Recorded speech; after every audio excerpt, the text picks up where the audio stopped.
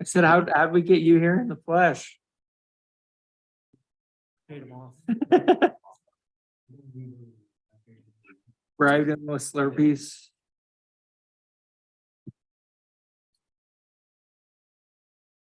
Well, how's everyone?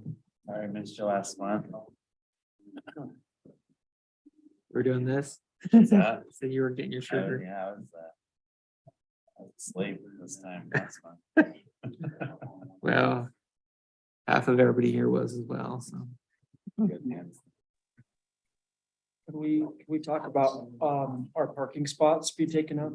Like, I'd like to make sure Mark has his and. Joe has Yeah. his. Parked on the side, but there are two people in front of me, so. I had to park at the church. Are we at the right meeting or should we be? over Yeah. somewhere else? I was wondering what I did that was controversial. You weren't sure if you walked here or walked over there. Drawing a crowd, I guess.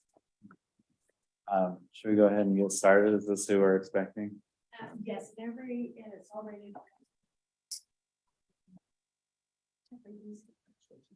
All right. So just an open call out. You can be my right hand. How's that sound? Okay. Well, welcome, everyone. Thanks again for coming out tonight. We're continuing to work on our general plan. That'll be the primary focus of our work session. Before we jump into that, though, I just wanted to give a minute or two if anyone wanted to bring anything up in a working session capacity ahead of the general session tonight with respect to the other agenda items. So if there is, bring those up now.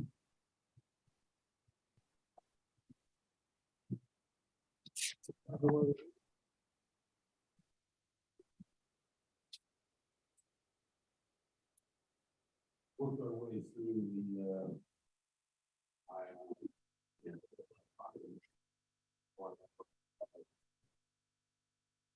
the item number one, actually. I kept thinking back to when we did the rezone of the property and the general plan amendment. I don't know how many of us were here then. I think we got some new faces. Guess what we're looking at tonight is some units. Like we mentioned, what we were shown. We were taught when we did that general plan and rezone 15 total. And kind of use this as a learning thing that as we go forward and do rezones and stuff like that, that we use, development agreements that maybe we can limit it to what we're being shown rather than once we, give that rezone, then the max of that rezone is what they can do. They're not bound to what, we were shown when we did that approval, if that makes sense. So just going forward as there's an echo. You're saying it moved from 15 to 20 is that Well, 22 on part of the property. 15 to 22. Yeah, I think 22. So the way I understand it, once we were shown this, we did a general plan and a rezone. I thought that's what we were going to get, but once you do that rezone and stuff, whatever that rezone, the max of that's what they can, that's it, they can go to the max of the rezone, whatever's allowed. They're not bound to what, what I certainly thought we were approving. So can you do, the way I've understood this is you can do, and I was actually a part of one of these once on another project where they did a development agreement for the 15 units in exchange for different properties. So instead of giving a bunch more property then they, anyways. I would just say it's when doing some cities, how they work, they actually don't ask for concept plans that rezone. So you're just, so the city bases the rezone based off the application and the ordinance. And you, when something is approved, you have to think whatever is allowed in that zone is what could happen on the property. And that sets up proper expectations. And so basically what you're saying is it was a bait and switch, looks like, and I'm not Maybe, gonna, maybe not. I'm not gonna speak to that, but rather than doing a development agreement, I think I prefer just saying, is the use allowed? Do we like what could be used according to the zoning and go with that?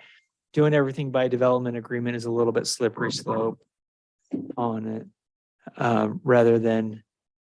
And Steve, do you want to comment on that? I'd like to get your opinion too.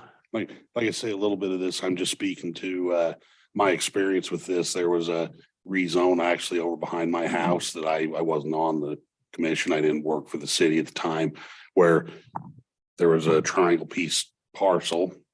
They wanted to square that off to more high density, but as part of that, we're only going to do 15 units instead of 30 on half of this. And so I guess the way I thought this in Morgan, we can do a development agreement and say, okay, we'll do this rezone for that amount, because that, I believe, is what happened. It actually was these guys back at that time 8 or 9 years ago. So I may be incorrect on how that works, but I know that's how it happened You back can on do it. that. It just, you're zoning by development agreement rather than zoning by zoning. Yeah, and that's, and the legislature every year comes down on that a little bit harder. They don't want it to be contract zoning. Basically, so when you develop your zones and you look at your zones, basically, yeah, what we're saying is that you have to look at, and I hate to say it this way, but you have to look at worst case scenario. What does this zone allow? What is the density? Do we have any design or open space requirements? And so the legislature wants, because believe it or not, there's actually a couple of developers in the legislature. And so they want to make sure that when they come to a city, they can look at the zoning and know what it is that they can do without having to get involved in any type of negotiations. They just want to be able to, to plug and play. And so that makes it incumbent upon us to make sure that we have the zoning requirements that we want. That doesn't mean that they can't come in and say, hey, we want to change things a little bit. We'd like to leave some open space. So if we could have smaller lots and we could do a development agreement like that for the same density or a lower density and have some open space, yeah, you can do those type of things. But as far as your plain zoning, you just need to look at it as, okay, what is the maximum that a developer could do? And is that what we want? And if not, then we need to make some adjustments. Well, thanks, Steve. A little different direction what I was thinking with that, but I guess it's a good thing to look at. And I certainly wasn't thinking when we did that, what is the absolute max that can be stuffed on there? Then that's probably a good thing to consider when we do a zone change. What is the absolute max? That was not what anyways, a little different than what I was expecting, but either way, it's probably a good thing to think about. And in in the addition, future. what are the requirements that come with that? Just like with our MRO zone, we have parks, we have, architecture requirements. There's certain things that we require as part of that draft ordinance as well. So, yeah. Thank you. Anything else you want to discuss on that? What else is on your mind before we move to the general plan?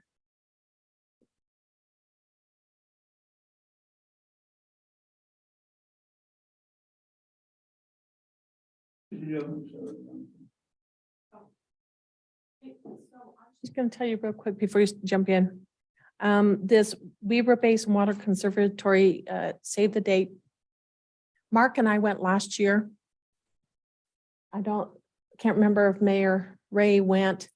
It's very interesting if you can go. It is free. It's just that it's RSVP, but they will take you via bus and go through all of the watershed districts. We started in Smith and Morehouse and went down.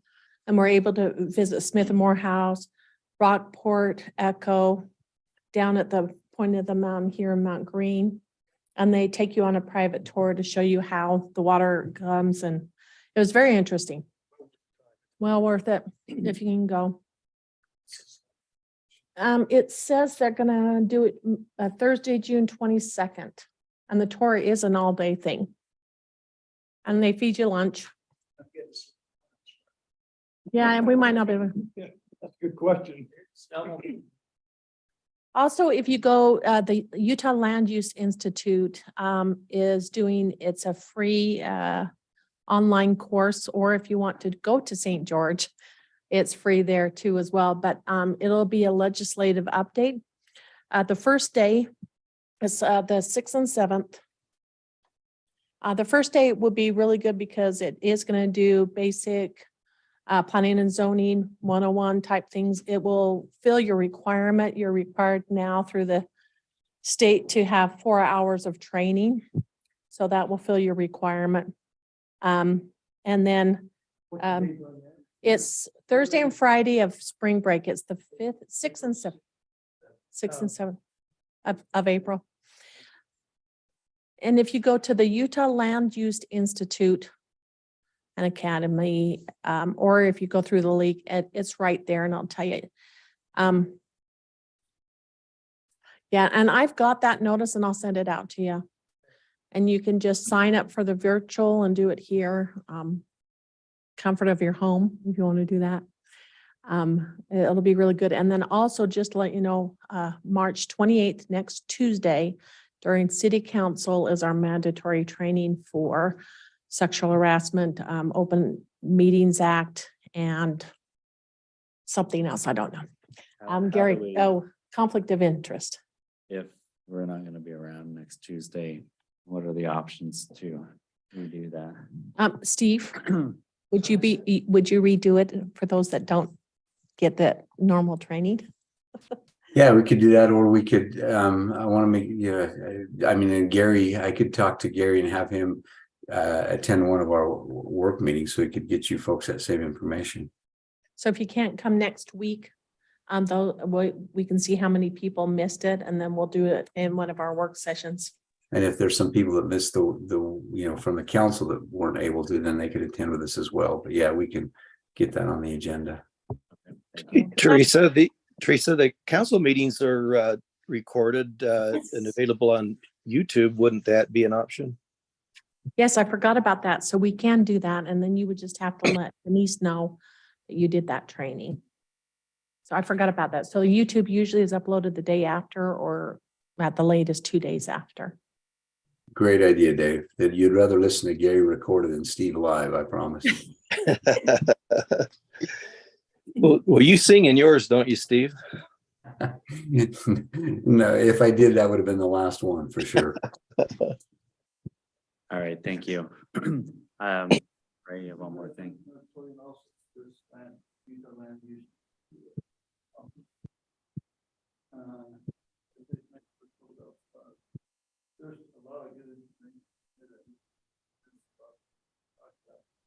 I would like to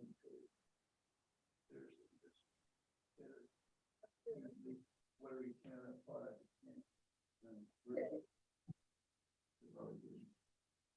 I'll send out that link to everyone. So you have it. Any other items? Jake, let's turn the balance of the meeting over to you. Okay. Let's dive in. I'm gonna do a screen share here. Pull up the. Just a quick point, Dave. I don't know if you could, but it didn't sound like the mic by Mayor Little was on. I couldn't hear him hardly at all. Maybe it was just me. No, Mayor Little did forget to turn it off, but he was just saying that Land Use Institute classes, April 6th and 7th, does have a lot of good information. So it's very encouraged to do it.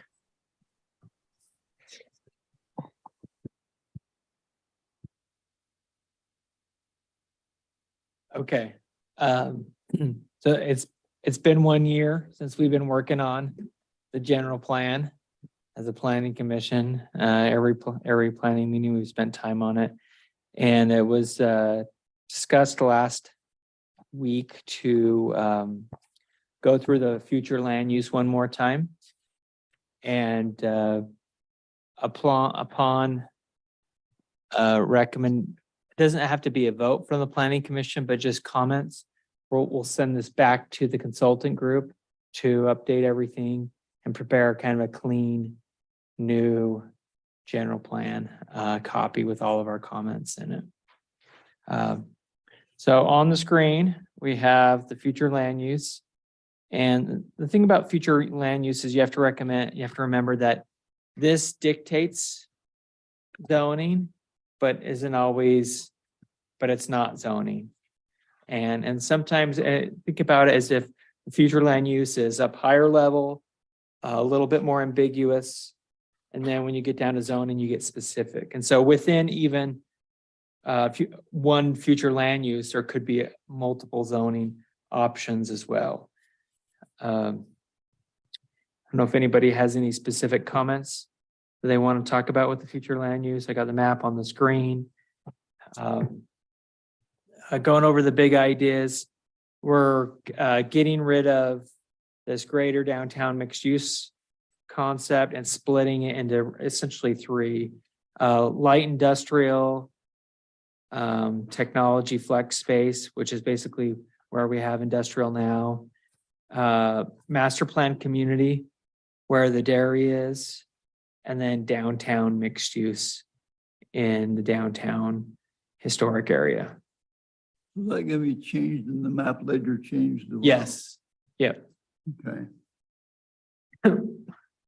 On the right, I have general density numbers. And I like actually having a range, which they do have, because that gives you flexibility as zoning is updated. And then one comment I want to go to is that this was on the second page here, is we had this from before. Bonus densities will be encouraged for site amenities and overlays meeting higher quality design standards. So essentially, it's a shift in approach. Rather than starting high and at the max, we're going to push everything down. And then as zoning is updated, we'll have bonus densities for amenities, quality of community, things like that built in. Can I make a comment on that one, Jake, just for a minute? Please do. Just historically, this is similar to how the PRUD ordinance used to work, and Morgan City was really unhappy with the PRUD development that happened there on the north end of town, and so they actually repealed the PRUD ordinance. And part of the problem with that one is that it was a decent ordinance, but it had way too much wiggle room. And so that's why we got the product that we ended up with. That, fortunately, I can say that even predates me. And so I know that there's still some lingering cautions about that PRUDs or this type of having a density bonus based on increased quality of the product or the open space is good. It's well founded. Again, just like we talked about with the other zoning, you want to make sure though that your requirements are strong and legitimate. I mean, you don't want to just give somebody density bonus because they add a one-car garage. You want to make sure that you're getting your bang for the buck. I just wanted to put that in there, Jake. I know that you probably want to wear that historical perspective. Thank you. I think I've heard that once before, and at this point, we don't have anything specific in terms of what densities were. It was kind of a discussion of a counter to what was already in the plan, meaning let's push things down and then be open to bonus densities based off of options and that kind of thing. It's in the plan, but I don't think we have an ordinance to address that, do we? No, We do not, huh? and, We do not have an ordinance. but that's the cart before the horse. Right. The horse is the general plan and the cart is the Understand. zoning. I just And, want to and- clarify and- that. We don't and have so, an ordinance in place yeah, to do that. that- Same concept, conservation subdivisions. We don't have anything in ordinance on that either. That I know of. Well, and the thing about the general plan is, it's very typical to put all of the ideas you want in the general plan, I'm okay but with it that. doesn't mean that you execute all of them. Right. I have a note in there about transfer development rights. That's something that could be explored. Conservation subdivision. And we could even change the language to say explore bonus density options for zoning, meaning, and use the word explore, meaning we looked at it, we liked it, or we looked at it, we did like it. And so it just kind of is a reminder that there's that option out there. I understand the comment. I'm just saying is there are lots of pieces of this verbiage that we don't have in our ordinance. So another But- step would be if we want to put in the ordinance or not, or just leave the verbiage here. Yeah. Yeah, That's I'm good. fine with that. Yeah, yep, that's Information for the group. typical general plan. That's what you want. You want your general plan to be creative and looking at all ideas. Rather than just saying, we don't want to do more of what we've done. There wouldn't be a reason to do a general plan if you're gonna say repeat the past 20 years. Thoughts, ideas from others? Not Are you okay with this, the layout of the map of terms of where we have things? It's essentially, it's this progression of higher intensity in the city core, and then as you move out to the west, lower intensity. And then also that repeats a little bit, going north, northeast. So the densities that are currently being suggested, low density 2 to 3, that's like half acre to 14,000 square foot lots is what that would end up being. On that 2 to 3, which is fine. I'm just clarifying for everyone what that 2 to 3 means. Well, these are gross densities, Right. so you include roads and other things Right, in it. right. That changes it a little bit. Okay. Just, and then the next one, 3 to 5 may be about 8,000 square foot lots, 9,000 square foot lots. Which I'm okay with. I just want to make sure everybody understands that's what we're doing. I have a question that's not necessarily on land use. I don't know if, but I don't want to go too far down it. But in this plan, where we have a constraint on city size, I don't know if I recall seeing anything, or if it pertains to the map, if any plans or possibilities of expansion of city limits that would then obviously adopt a particular land use. Was that in any part of the plan? So this is annexation, the outer boundary. Is this one all correct, Ray? This one is. This one is. So you see, okay, looking here at the legend. you Oh, see okay. So that is the current adopted annexation boundary. So if the city wanted to expand the annexation boundary, you could do that. And you can even do future land use maps going outside your annexation boundary. So if there are areas on the perimeter here that we don't have a future land use identified, but you would like to, now is the time to do that. I mean, you can draw and plan outside the lines and it doesn't hurt anything. Now's the time. The reason I bring it up is, I mean, we're shooting quite a ways in the future and, you know, we are pretty locked in with where we are right now. So I just don't know if that's. Is there a particular area that you think, man, that could really be in the city in 20 years? And we should identify a future land use for it. But isn't this all kind of speculative because it depending on whether landowners will be willing to sell their property, isn't it? Yeah, absolutely. And annexation is the owner would do that. There are cases if there was a really big landowner and there were some smaller ones and they didn't want to participate, but the big one was on the other side, had to bring them in. There is that's usually the exception rather than the rule, but typically it is the landowner's decision. I think based off of county zoning and city zoning, there's a lot more opportunity within the city for development. Even without buy from another landowner, right? What do you mean by that? Well, what you're saying is there's expansion possibilities even without purchasing more land from landowners? No, not, it's basically the landowner would decide they want to annex into the city. Okay. And if it was in their best interest to do that, they would make an application. However, they can't come in unless their property is within the annexation boundary. I see. Okay. So, you know, that's a very legal specific boundary. And if it's something that needs to be changed or addressed, a general plan is a great place to put that recommendation. And then it's a separate process to update and change the annexation boundary.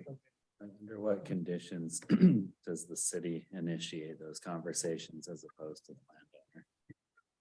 On the annexation boundary or the annexation? I guess both. What would motivate a city to want to expand the boundary? Control, knowing that a certain area is likely to be developed, and the city would rather it be zoned and built within the city compared to the county, or there's an economic advantage, a recreation, a transportation advantage. The owner would most likely do it for an economic opportunity. Okay.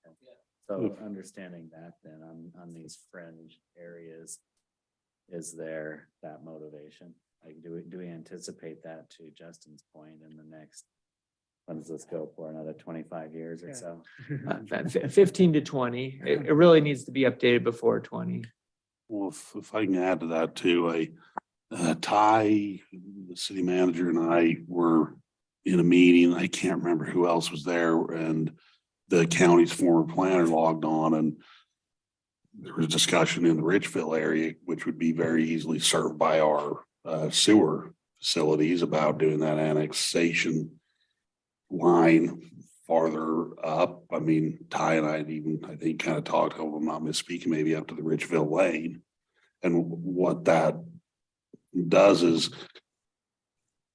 our thoughts were, as we went into that meeting, which we were met with heavy opposition from the county representatives, that no, we don't want that. But the idea was, if a property owner sells out and they want to do a high density thing and they work their way through and get it pushed through and get the zone changed, then we can, I guess, require and say, well, okay, you want our city sewer, you have to annex into the city for our utilities.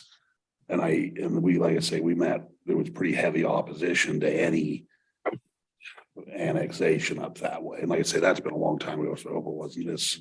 Does it have to be adjacent to the city boundaries? It does. It needs to be You can't have an island contiguous. over here. Yeah, and Got some of those, we don't need it. there's specific rules on peninsulas and certainly not islands. I think Steve had a comment, some on Mike. You don't have to always watch the unmute button. No, I just, yeah, as far as the annexation declaration, that's just what you view, like Jake said, the future of the city within the next couple of decades. Do you see the city expanding out there, and how do you envision that? And that's your annexation declaration policy that the city can initiate without worrying about, you know, what the property owners think. But then, as stated, if somebody wants to come in, then they have to make that application.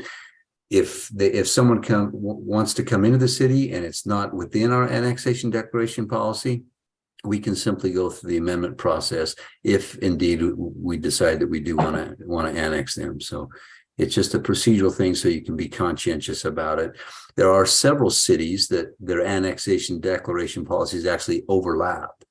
And so again, it's just that city's perspective of how they see their eventual growth. So, and again, I know this is a bigger box to get into here, but an example that's come up before, you know, semi-recently is like the golf course, for example. They want to hook into the city's sewer, or have talked about it at least, right? That's a pretty big thing. Well, is that a discussion where because I know it hooks in right there by the bus garages near the fairgrounds. And, you know, there's talks that, you know, that'll put their own sewer processing plant down there, but like, is that a possibility, like where you say everything on the south side of the river is a possibility? Because very well, if the developers get what they want, or you have a different developer there, that could actually have a development that would be of like half the city, you know, half the population of the current city, it would go up there in Round Valley, as an example.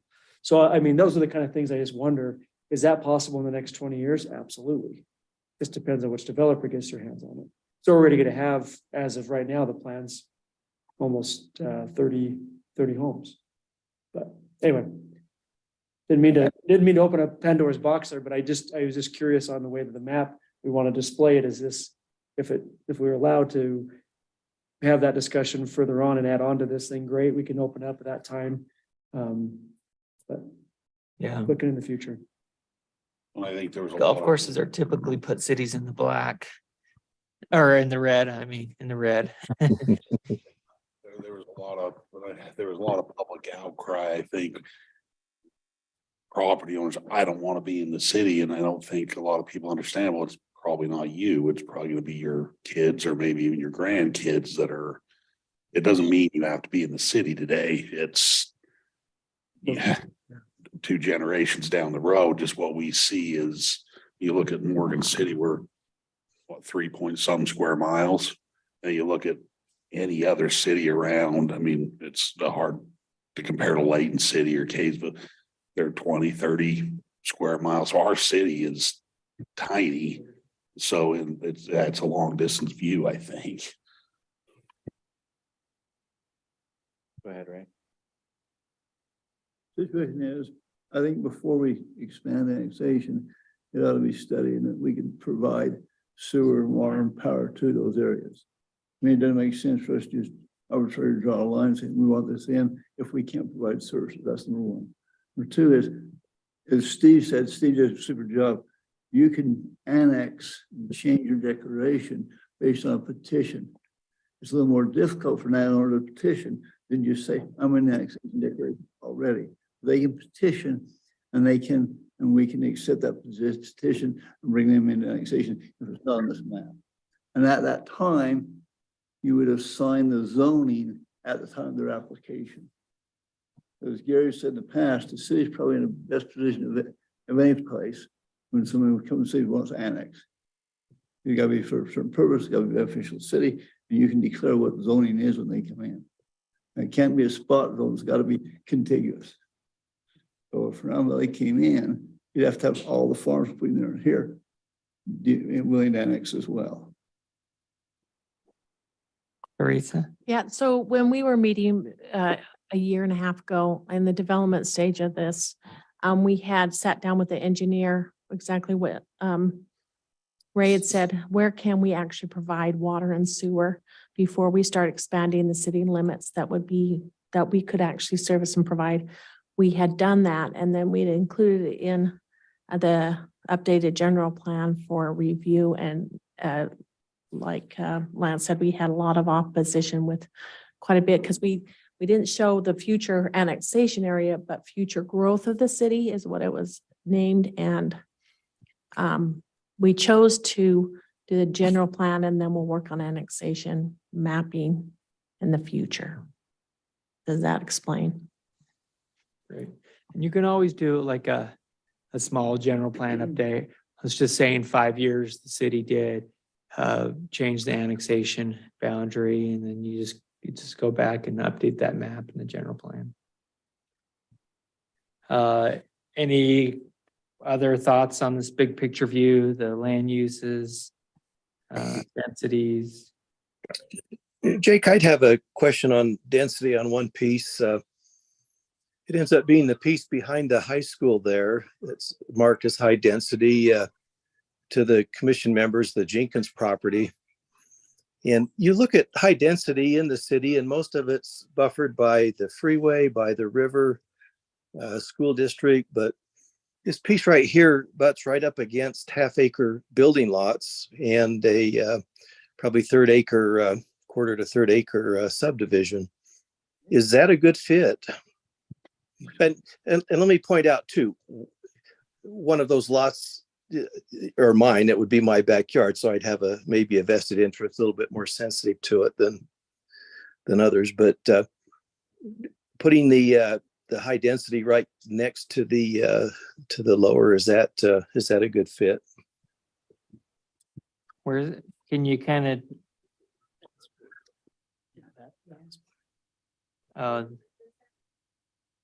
Down. Can you show them, Teresa? Oh, okay. You This see the one we blue have- part, that the school behind that off to the right a little bit?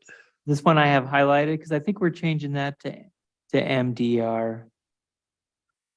You know, I can't tell on my screen. I've used in my phone. I can't tell if it's highlighted or not. Okay. And actually, yeah, right in here. Yes, I can see your Yeah. cursor. So what I had was, instead of that being part of the greater downtown mixed use, we have it as medium density instead of downtown. Well, I didn't understand that. I mean, that helps. Medium density would be what per acre? The 3 to, let's see, oh, yeah, the 3 to 5.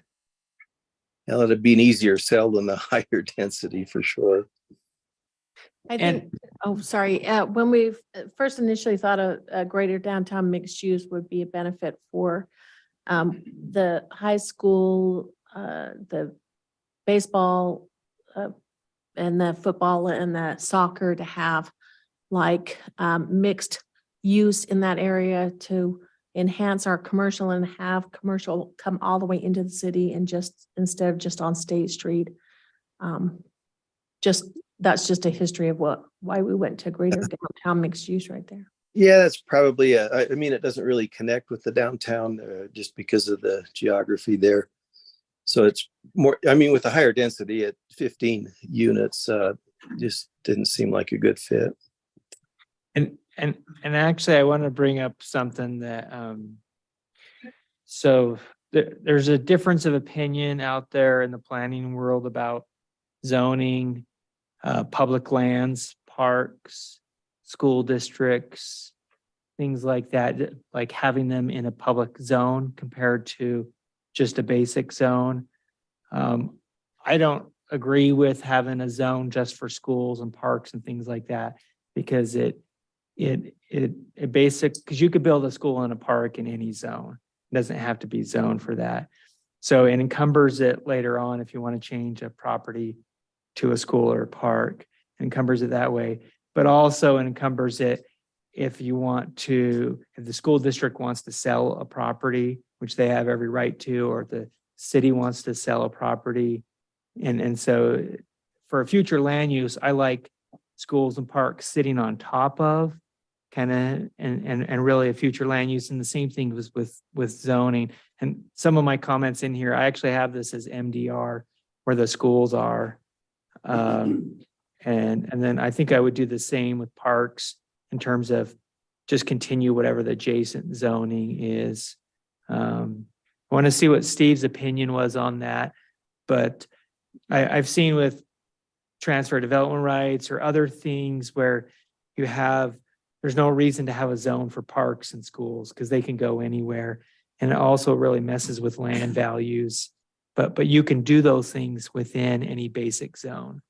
And currently we have under the base of them or whatever, like the park schools are actually in residential zoning. Okay, good.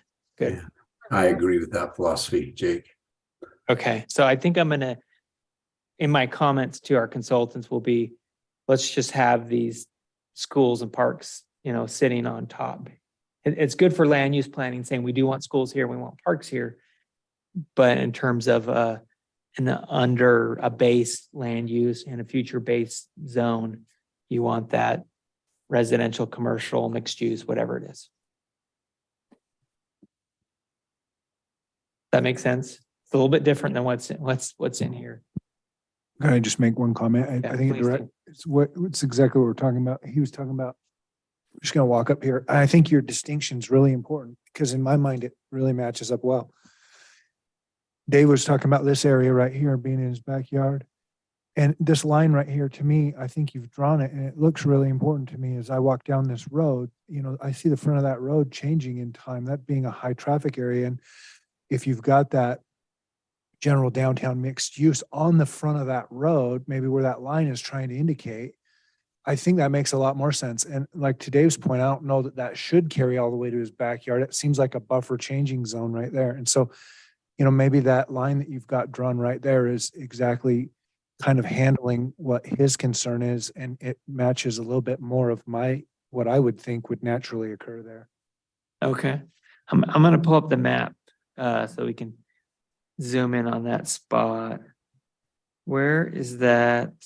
By the way, I like that too, from the standpoint of the original thinking was, maybe have some services or restaurants or something that might be in that area. That still Yeah, allows for so the that. frontage of Young Street essentially. Yeah, yeah. It just seems to make sense.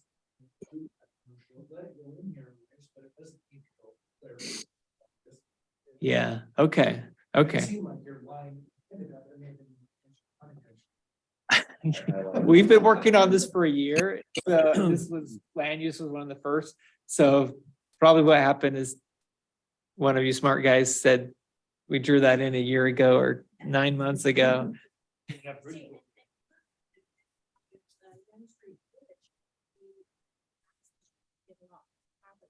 area. On the other side of the river, we're gonna be trying to have, where you're gonna have parking, there's gonna be trails, that's how it's gonna connect to the north side of the river. And so that's, to me, would be uses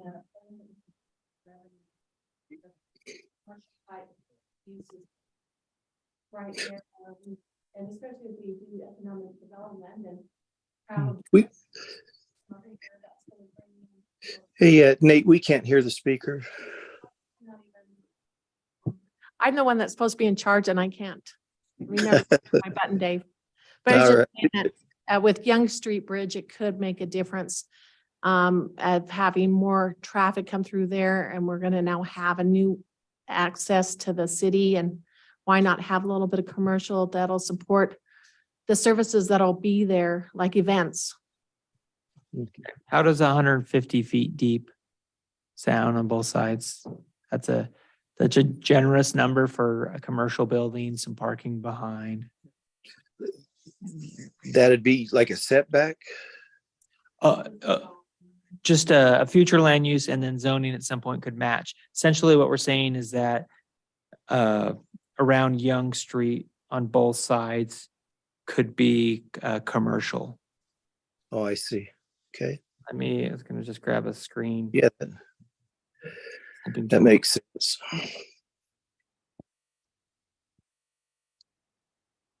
So we're kind of saying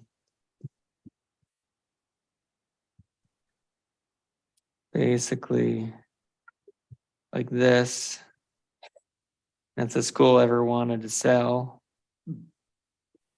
then that's a commercial land. Well, that probably won't ever change, but South side, very obvious. But there needs to be, regardless of the school, there needs to be an underlying land use and zone regardless. And it could be residential or something else if we didn't want it to be a commercial use. Okay, great. Good point. Thank you. I was not thinking of that. I want to ask, what is the ROC, river oriented commercial? Okay, that is kind of a commercial, a little bit river oriented. We don't know what that looks like, but that's where you could figure it out at zoning at some point. Okay, and that's if they did annex in. Yeah, and the city's going to provide water to Como. Currently, yes. Currently, is that started? Was that recently? With a conditional use permit that was granted last year, Okay. I know that they've got a petition back in because they're not gonna meet their deadlines, and has, they're questioning the bridge that has to be rebuilt, so. No.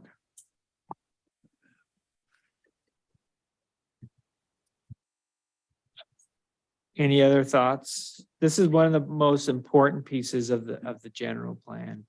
Future land use, transportation and housing. This might be a little bit nitpicky, but it does fall under. Oh, I love it. transportation and Let's hear it. use. All right. Under the greater downtown mixed use section, the last paragraph says that the road network should be characterized by a traditional street grid, and they use that language throughout. But in Morgan, our atypical street grid is one of our historic features. So we want to make sure that we don't mess that up with any development that we're doing. Okay, I'm gonna get there. What page is that? It's on page 19 of the print. Okay. In my head.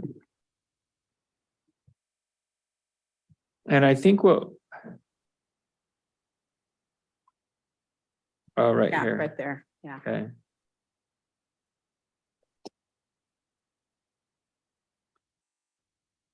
So, So I don't know if we just want to add within the historic district, that would be different because that was one of the elements that qualified us for a historic district. Well, I mean, it's not officially. yeah, but- and I think what they mean here is that Morgan City has a good grid and a block system. That's the best planning you could actually do. Our pioneers were a lot smarter when it came to city planning. They didn't do cul-de-sacs. They did grids and streets. It allows for expansion and flexibility and all that. Well, and so I guess that's maybe my question. Is this saying that we would change things in the future as they develop? I think it's saying continue the grid. Okay. And 'Cause- maybe so I put in some language about just continuing the grid pattern. Because our grid is not a perfect grid. And Sure, we actually have it's- two that don't match up. quite Right. Right? And that's an important historic feature. Yeah. So yeah, if we could just maybe tweak the language. to Yeah, I don't think acknowledge it's that. meant to do in Morgan what's been done. Other places, it's just saying, keep doing a grid Okay, as you expand, because that's good planning compared to cul-de-sacs. That paragraph means nothing, that we're gonna happen in the streets, and that area already established. unless somebody raises the whole thing and rebuilds it. Yeah. And then we've got bigger problems. Maybe just a note in here about, do you want to send me a couple sentences describing? Do that. Yeah. Yeah, do that. And I'll add it in here. Okay. As to the unique Morgan, the unique nature of Morgan's historic grid, and we could even mention the two grids. I don't know how much more you want to nip that. That green section on top. It says recreation park open space. That's the city spring protection area, no public allowed. It is open space, but there's no public allowed on that. So I don't know, I believe that, does he like that or not? But there's no public allowed on that. Okay, should we give it a land use of like just conservation, public facilities? And again, as far as this, I'm not sure we even want to identify it. Well, it has to be on the map. It is a spring. Doesn't mean you have to say spring. We could just say Maybe just conservation. conservation for public facilities. Is the whole thing spring? It's not, you put a Spring fence protection around area, it. it's all fenced in, Okay. there's livestock out, and people should not be in that fenced in area. Whole thing of the spring was called spring protection area, Okay. certain distances by state code. And not all of that area is actually city limits. Yeah. Looks like the eastern 3/4 is in the county. So that would be a new land use. Great, thank you.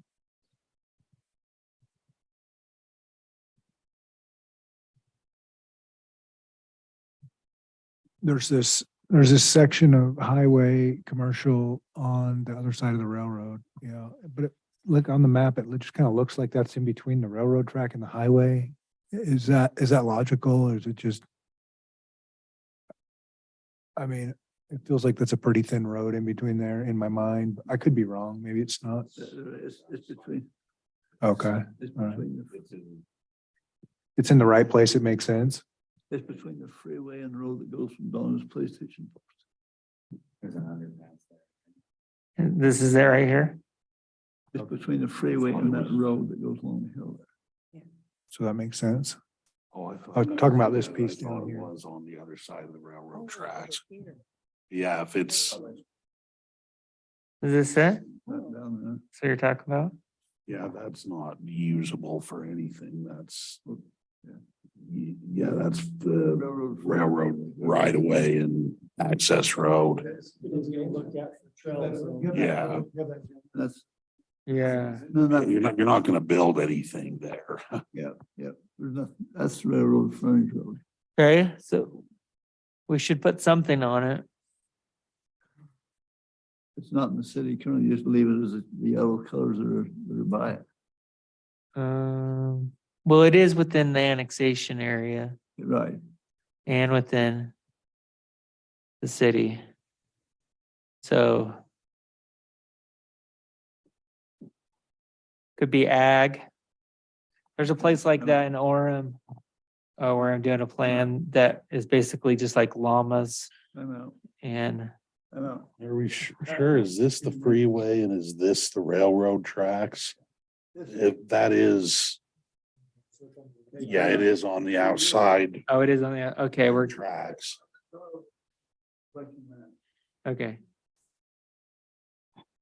This radar line is a proposed future frontage road there. Okay.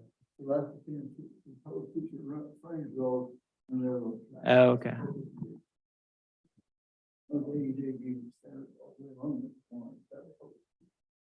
Yeah, my thoughts were, was it on that side? No, it's, Where it's not. So it's not like it's, Future land use potentially, highway commercial. Yeah, I would agree that if you're gonna follow the same as the other side of the tracks, if you're gonna start that highway commercial, you extend it the whole length of that frontage road. Like all the way down. Well, yeah. Yeah.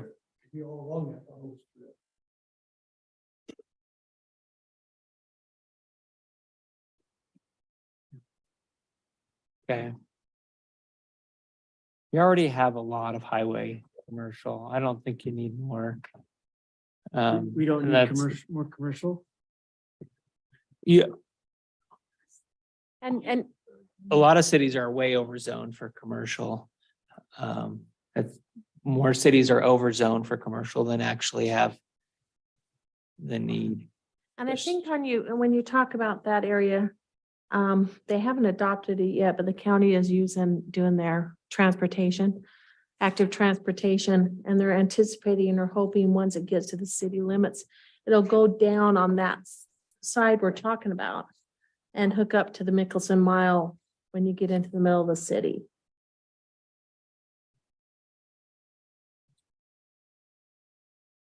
Isn't that what it's supposed to do on that side, right?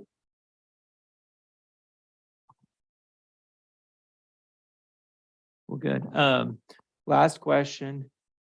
Is planning commission comfortable with where we're at in terms of sending everything back to the consultant to make sense of our year's worth of work on comments and ideas? And I'm sure they'll come back with clarifying questions and comments, but You want to talk about some of your other notes, and they can't see some of your other pieces on there. For example, your number 5 shows a master plan of community right in the middle of state church, the church center and the car dealership. I'm not sure where your number 5 that you put in, I'm not sure where you intend that to be. what do you mean by number 5? On the notes you made on the, I got privy to see the notes you put in. Your number. Well, five. they're in here. They're just sticky notes. Yeah, you're not, okay, so it means where are you proposing that master plan community? It's Where right the- here, Where the 5 is or, right here. That's on the map. oh, that area, okay. All right, so it's not actually where the pin is, okay. Okay, We can come back to this. Let's do that. Just a 5 minute. All right. Let's wrap up there and hold your questions for the end of the general section. Slow down. And transition to the general section.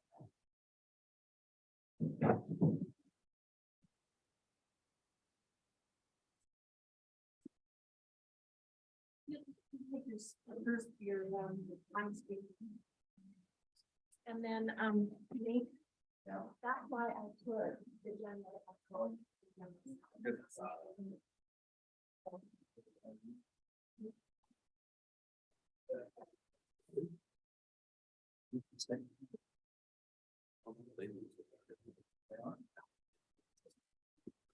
I wouldn't either, no.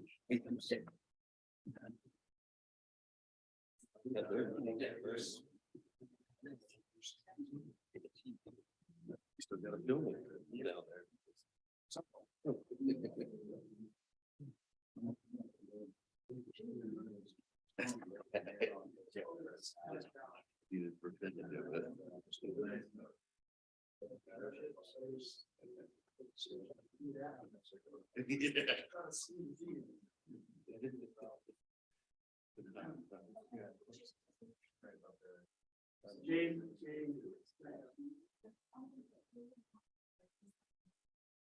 Yeah. Not my part. It's good. No, like, more than no.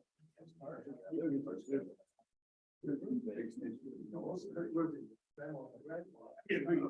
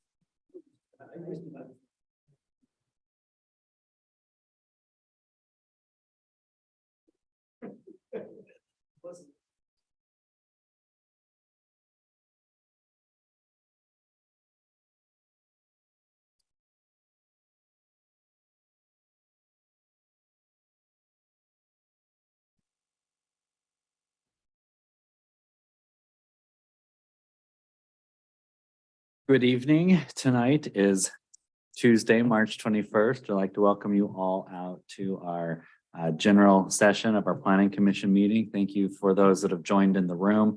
We've got a number of folks that are also joining us online.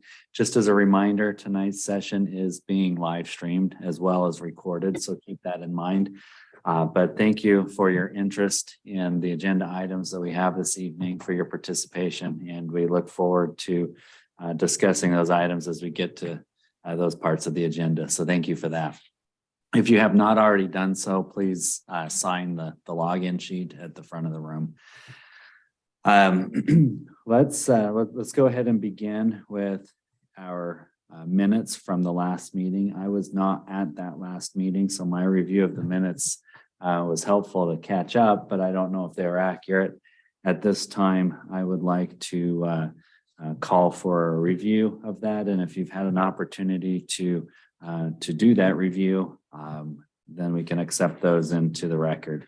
So at this time, who has any revisions or comments on last month's minutes?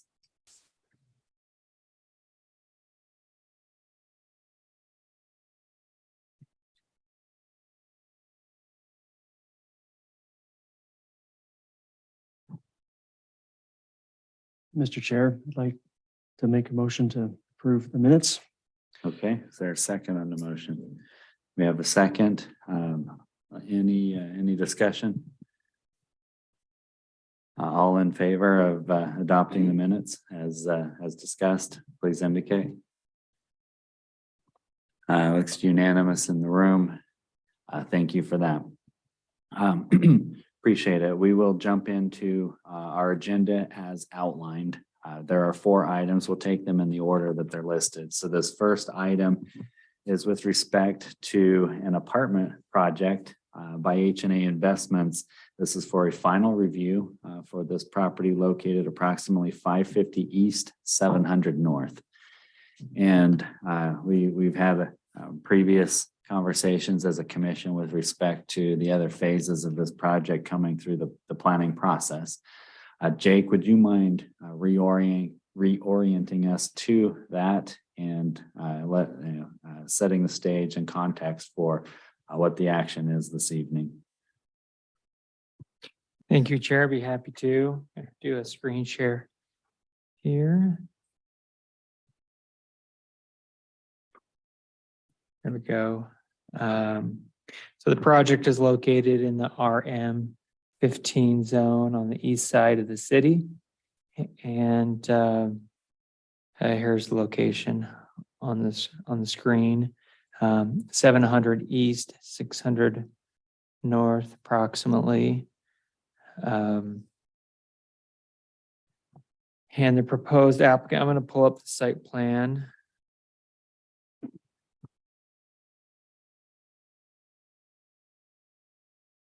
So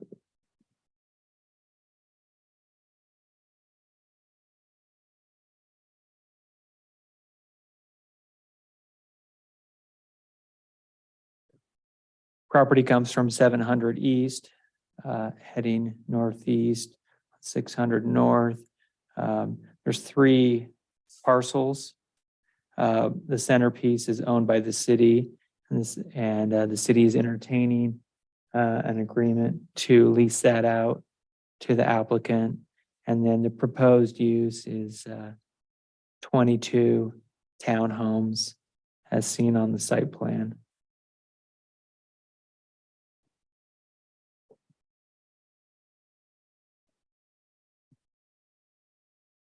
Loading right here.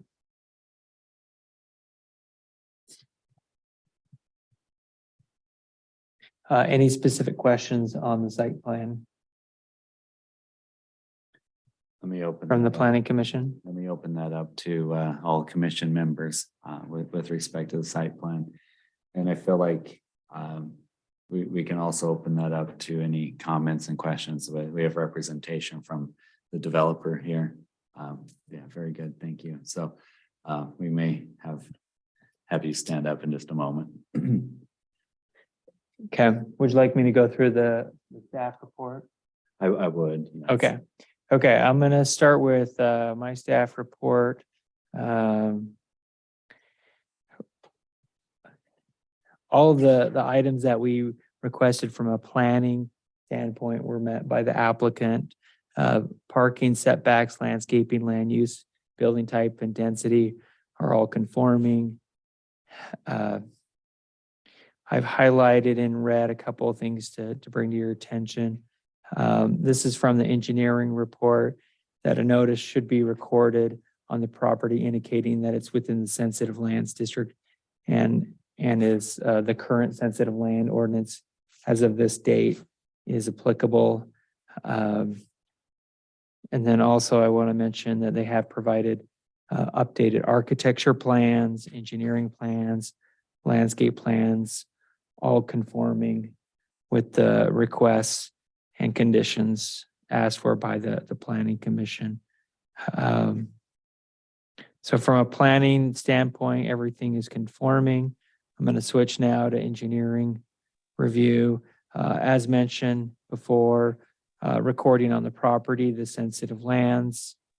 There's still some outstanding engineering items, stormwater management, the property lease agreement, which I think that will happen with, has that already been agreed upon? What is the status of that?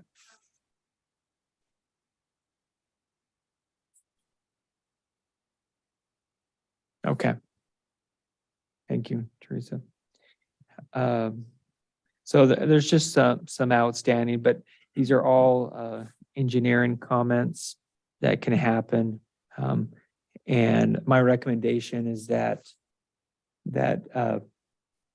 if the planning commission decides to recommend this for final approval, that the engineering comments be conditions to be met before, before construction documents can be submitted. So conditions upon approval.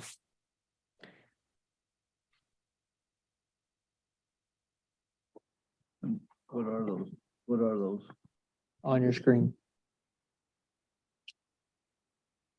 Conditions from the engineering report. But I don't see anything that changes site plan or real details. It's typical in a process like this to have some outstanding engineering comments that just need to be met. And I guess that's the same question I have, or a similar question is, you typically have final, which is what they're asking for before we recommend this one way or the other to the city council. We've kind of been tasked with giving them clean projects as by the time they come to them. Concept's one thing, these engineering outstanding items, how does that fit historically in the planning process when something is final and we make it conditional as opposed to,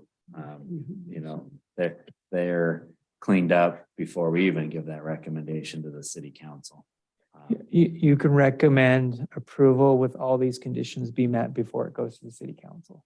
Okay, So they do get, so that would come clean to them or it couldn't get on the agenda. yes. Okay.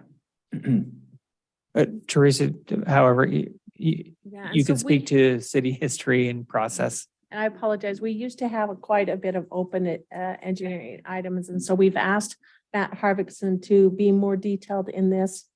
That's why you'll see that bottom sentence says, we recommend approval with the following comments. Like 1, 2, and 3 are items that cannot be done before a final. And so there's some items that just need to be on notice. And the way the engineer does it is everything, even if it's things that need to be on notice after final, like a survey needs to be filed. You can't record a survey until the plat, you do that with the plat. So there's some items that are just on notice for him to make sure that task is done before he signs off. Okay. If you wouldn't mind stepping to the microphone, you had a comment. Yeah, like just backing up what Teresa says, I mean, we need to do Your name for the record. sorry, I'm Jordash Wardell, we're representing H&A Investments. There's just, if you wanted to go through them one by one, but there's just items like we need to sign the stormwater management agreement that comes from the city and we've signed them in the past. So when the city gives me that, I'll sign it, give it back to them, but they're not going to give it to me until the project's approved. And then same with the lease agreement. And there's some things that needs to be, these are all checklists that are kind of interactive with approval. And we can't really do them until the city is moving forward with it, if that makes sense. So Commissioner Little, did you have look like you were going to make a comment? Go ahead. I have one comment or question. Go ahead. At the last meeting, we did discuss the architecture at length, probably more than we needed to. But you said there was some updates to it. I just think for this body, because it was a hot topic of discussion, that we should, if you're okay with it, for us just to look at it. Yeah, for sure. Is that something we have? As part of that, would you mind, maybe just identifying what's changed? What's different between when you came to us earlier and what it is now? So earlier it was kind of like an apartment looking building, one big building with apartments in it. And we tried to make them look more individual by changing the color scheme and making them look like individual homes, just to be more of a townhome feel as opposed to an apartment. So if you see, we've got 3 different appearances for each, and they just rotate through a little bit of stone. And Here's the black and white elevations. There's the color version. Okay. More variety. Specific on materials and color. Which we requested. Sure, yeah.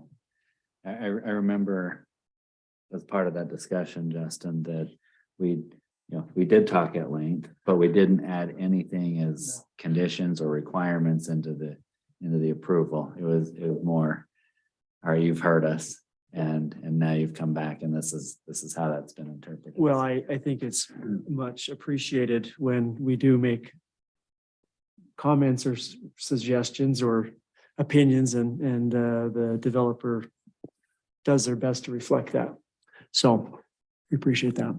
I'm gonna pull up the landscape plan too, so you can see that.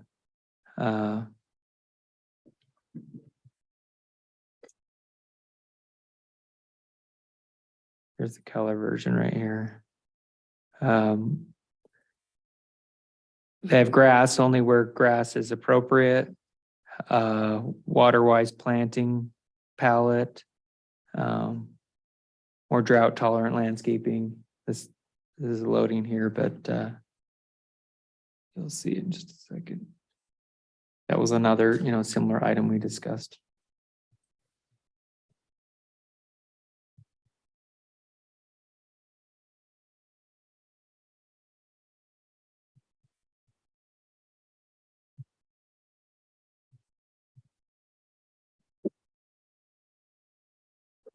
Did the distance between the two facing buildings change based on what we talked about last time? Yeah, that setback on the building that's closest to 700 East, we moved that back to 25 as opposed to 30. And we gave that room in the parking lot. Okay, so a little bit more space Yeah. between where they can Yep. navigate.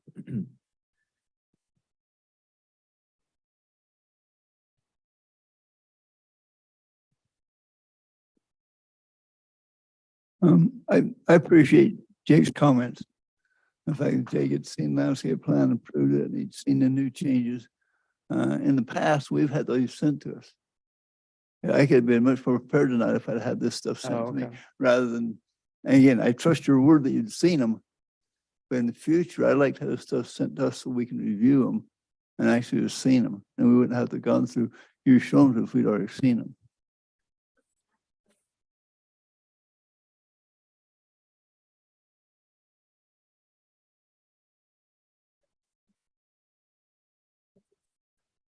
Different formats of information.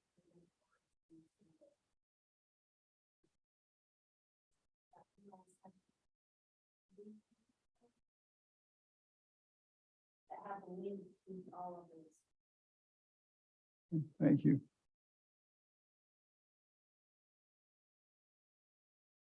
So, I mean, it feels straightforward. I'm trying to understand the planning, what planning concerns that we didn't address at concept initially that are still outstanding. I'd like to kind of open it up to the rest of the commission to take a peek at this as well. And if there are additional issues that we should be considering before making a recommendation, in addition to what staff has outlined for us, what might those be?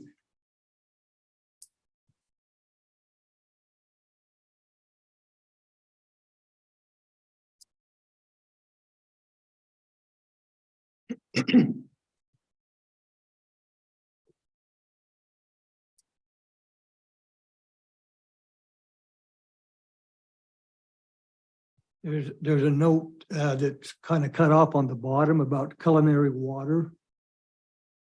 What's that say? Time service from a high pressure site of water system. So that require a different system to obtain the water pressure that's required. Number 12.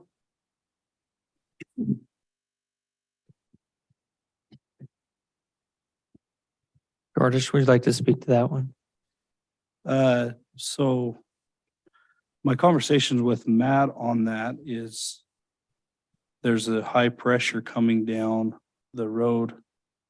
I think what's the road that goes all the way up to the top to the water tank up there? I'm not sure the name of that road, but there's a high pressure system up there, but the main line needs to be extended down that road to get to where it will meet to this property.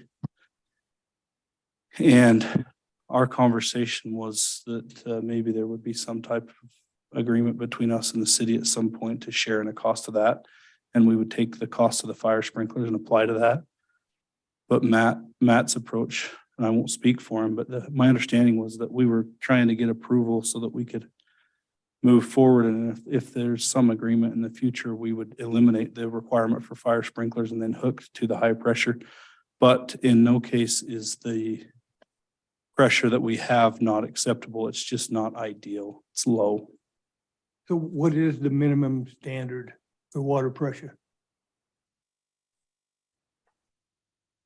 I'm not sure, and I can maybe even explain just a little bit more. With another development slightly above and kind of behind here, we're hopeful at some point to get a water line from that subdivision over to Hill Street or 525.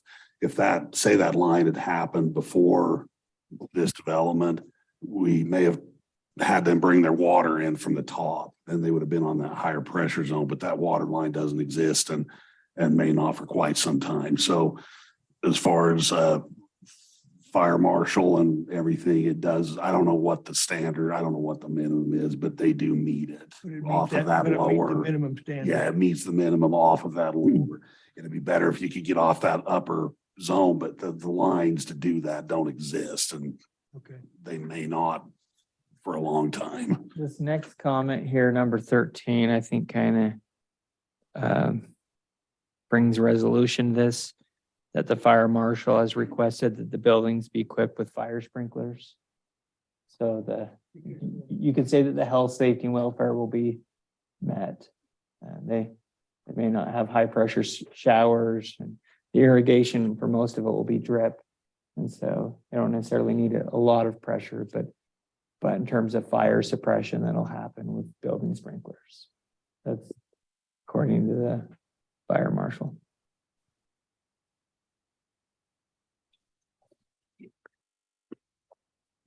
Jake, speaking on sensitive land, you've commented that some of the slope appears to be greater than 30%, but from the engineering report, you've said it's recommended that the steeper slope area not be shown on the map. What needs to be done there?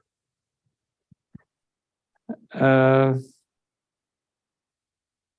they're not building on the steeper slopes. Yeah. So that was resolved. And we did have a little bit of a different opinion on that. The city engineer did see some of the areas as being greater than 30%. The applicant's engineers said different, that it was less than 30%. However, they didn't submit to build on that area. And so that's been resolved. Okay, maybe just a comment in your staff report to that effect would be helpful. Okay. Yeah, it almost looks like it's left unresolved. So just a sentence or two, as you just explained, I think would settle that. Okay. And then with respect to the landscaping plan, does that include that 30% as well? Or is that untouched? Or is there something to kind of buffer the erosion or landslide potential? They're leaving that untouched is what they show on the plans. Yes. Okay. And just as a part of that, we'd want something in there, whether it's in the approval or on the plat or something, that area will not be built upon, won't be disturbed, I should say. And Steve, what's your recommendation on how the city would do that? Would that go? Is there going to be, there's not a development agreement tied to this, correct? No, I haven't seen one. I don't So- think there's a lease agreement on the road, but I think that's all the agreement they're talking about. Okay, all right.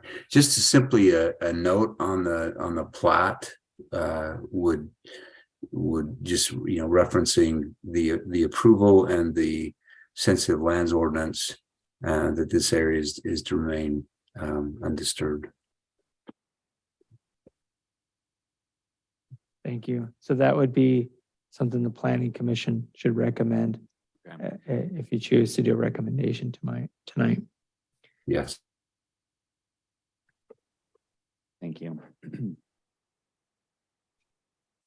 What else comes up? Questions for the developer or clarifications based on any of the outstanding engineering items or other planning considerations?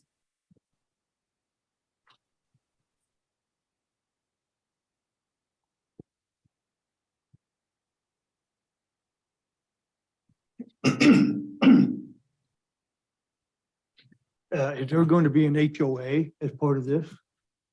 Oh, it's privately owned, so it'll be managed by the owners of the building. They're all one owner. They're not individually parceled. Okay. Essentially, the rental agency would manage property.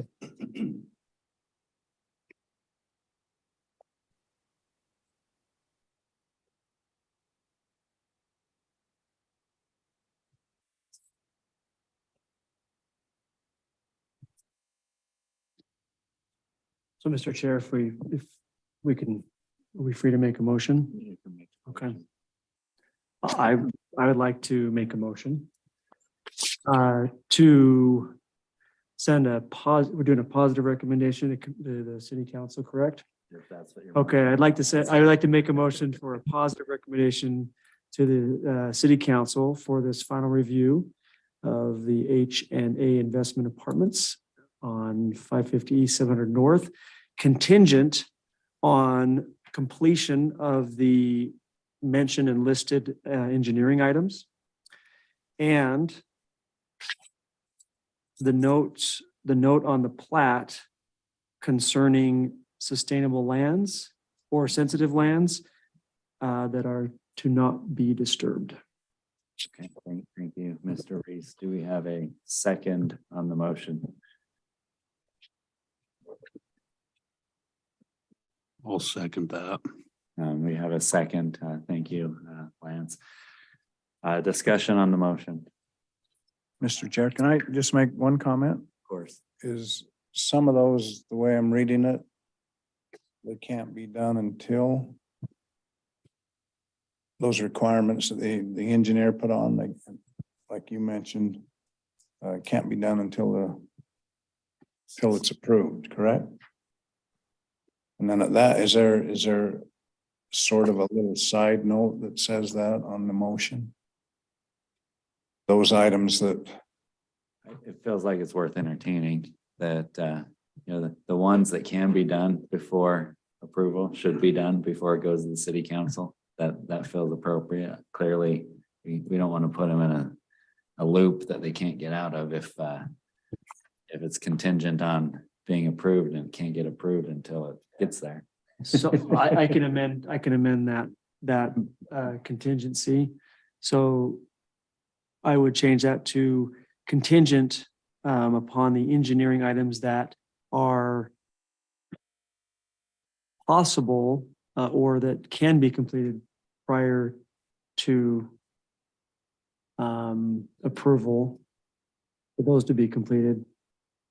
That's the contingency. And That makes completed sense. and complete. So here's, I guess, from a language standpoint, completed prior to going Sorry, to the yes. city council. The amendment would be the contingent on the items that can be completed, that they are completed prior to the final approval by the city council. All right, I think I'm following that. And that's how you'd like to amend. Yes, I'd like to amend it that way. Okay. Don't Lance, make me repeat it. Are you comfortable with that amendment? Second still stands. Okay, so still seconded. Any further discussion on this motion? Seeing no other discussion, we'll go ahead and vote on it. Please indicate. All opposed? Motion passes unanimously to send a favorable recommendation with those contingencies to the city council. Thank you. Thank you, Mr. Chair. And Mr. Chair, just for the commission to know, after we do any approval, we do have a process where the engineer stays involved with this project. And in fact, the engineering firm does all of the inspections, approval, and et cetera on all of the infrastructure on a project like this. Our building official does just the buildings. And so the engineer is very much involved to make sure everything is done. And Teresa's at everything outside the building, essentially. Yeah, everything outside of the building. And then they have to have a check off before occupancy, and then they have a 1-year guarantee period with money still set aside because we do collect money up front. Just to let you know. That's helpful. Thank you. Just don't want to leave our elected officials next week or whenever this makes it to have a mess on their hands. Thank you. All right, we will move to our second agenda item, which is with respect to a project called Valley Vista Estates. Our task tonight is to perform a concept review in conjunction with this project for phases 2 and 3. This project is located approximately 750 north, 800 east. And if you wouldn't mind helping us out again, Jake, and orienting us to this project, maybe reminding us, where first phase ended up, and now we're looking at phases 2 and 3 in concept tonight. Thank you, Chair. Notice on the screen, properties also in the same zoning. The RM15 is on the northeast side of the city. Jenny Lane going to Quail Ridge Road, and it's this piece of it. So not including the west piece, but the east piece right here. That's the location, kind of give everybody an idea. So it is on the bench. It is on steep terrain up above the city. And I'm going to go ahead and pull up plans from the applicant. And today we are doing, looking at concept review. Let me see, got all these items open up. Give me a second. And Steve, do you mind kind of explaining? I'm going to ask you to do, well, one thing, just kind of explain the process of concept to pre and then final plat, just as a reminder for that. But one side note for the Planning Commission, there's been a change in state code that how it's going to work is that a city will be able to do a public hearing for pre-plat, and then final plat, it will be staff review on that. So Steve, if you want to hit on those two items, I just wanted them to know that's coming down the road. We don't need to spend time on it tonight, but there is a change in state code on that. Yeah, and I don't remember the effective date of that one, but I just, again, I won't get on my soapbox, never mind. With regard to the legislature. So currently, the concept, our code also refers to it as a sketch plan. It's basically what we call it concept is their idea of what it is they want to do consistent with what it appears to be allowed in the code. And so it's just an initial review saying, yes, I mean, this is zoned, residential, and they want to put these homes in there. And this seems to meet our code. So it's just kind of a 60,000 foot level. And then once they receive the concept approval, then that's when the details start to come together. And that's when they begin to expend their funds for engineering and other development. then they will bring in their preliminary plan. And that's when, from a planning and an engineering standpoint, we get down to the details. We talk about not just density, but setbacks and open space, and does it meet the design criteria? And so it's going through the preliminary process that we really flesh out the details, so that when they come back for final approval, really all of those things should be done. And it's under that thought process, giving the legislature credit for a thought process. Sorry, I said I wouldn't do that anyway. That they are saying, well, if you're going through all those steps, and the representative bodies, the planning commission, the city council, have approved those regulations, and they have now met those requirements, then really the final approval should simply be done can now be done at the staff level. And so again, the practice that Morgan City has had with regard to ensuring that it is a clean slate when it gets to the city council for final approval fits really well into this, because now they'll have to have everything done pursuant to the preliminary plan. And so indeed, the final plan, once all those preliminary matters are met, the final plan then can be approved by staff. I hope I said that all right. Thank you. And per Morgan City Code, does the sketch plan go on to council, or does it,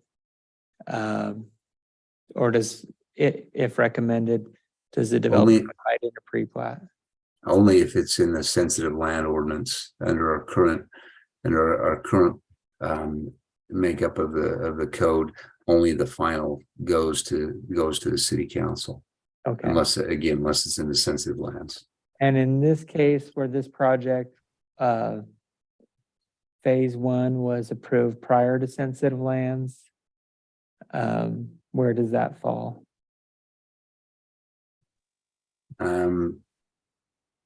Well, it appears to be grandfathered in the engineering comments. Yeah, that's what I was referring to.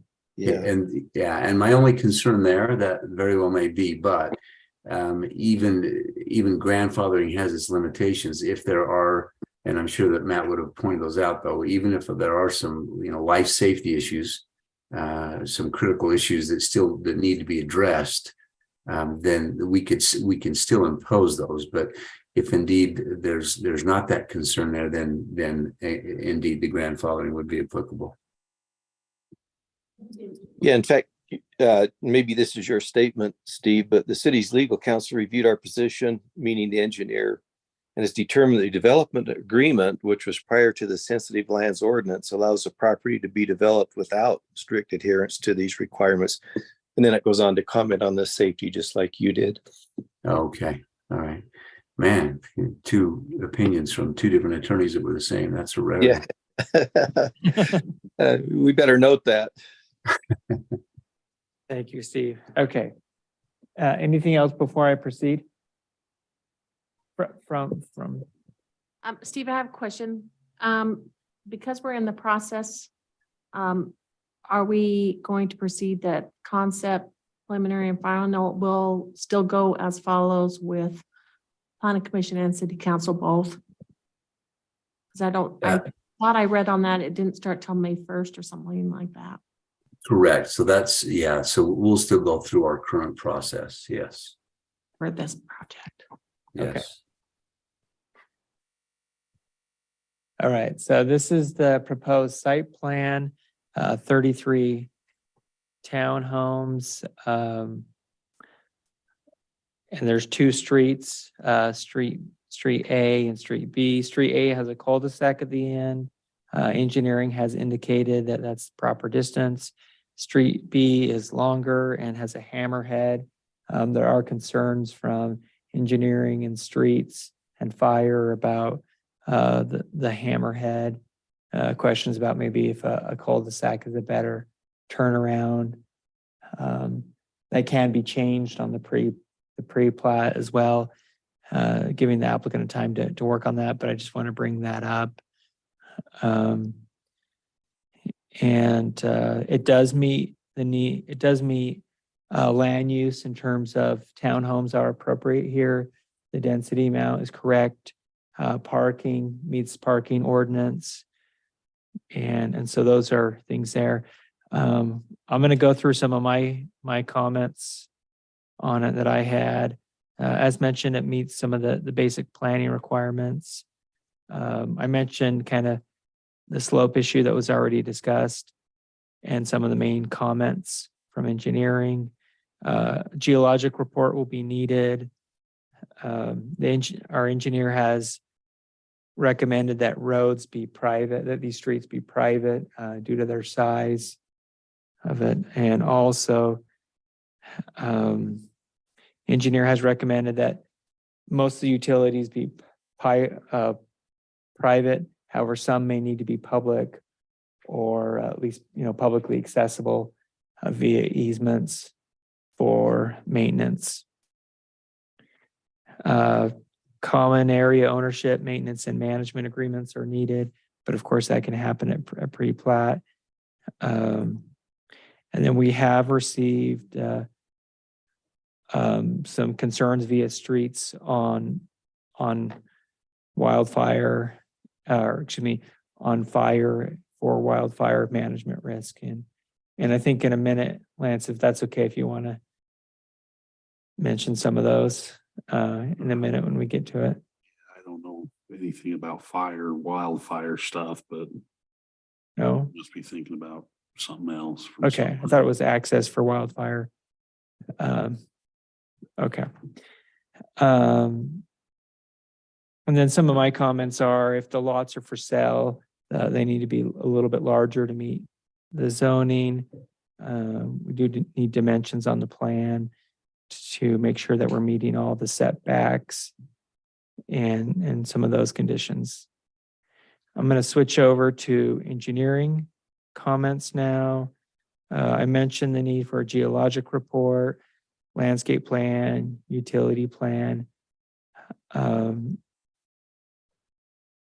And I do want to mention those are items that should be required at the pre-plat level, not at the sketch plan. Question by engineering. The developer is proposing a 50-foot right-of-way for street A and B. This is allowed, but only under sensitive land ordinance with the PC recommendation and city council approval. So that's a question for you if you're okay with a more narrow street and also being private.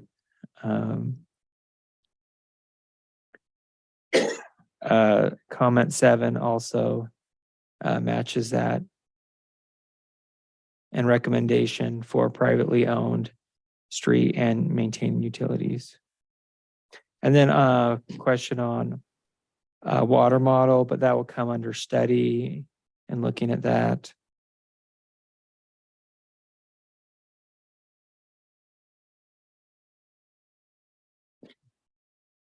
Comment 9, access needs to be addressed. The sensitive land ordinance requires a second access if there are more than 20 lots. And again, phase 1 was approved prior to sensitive lands. And this is also a question if it'll be lots or all on a single lot, but it is split into two developments or 2 streets.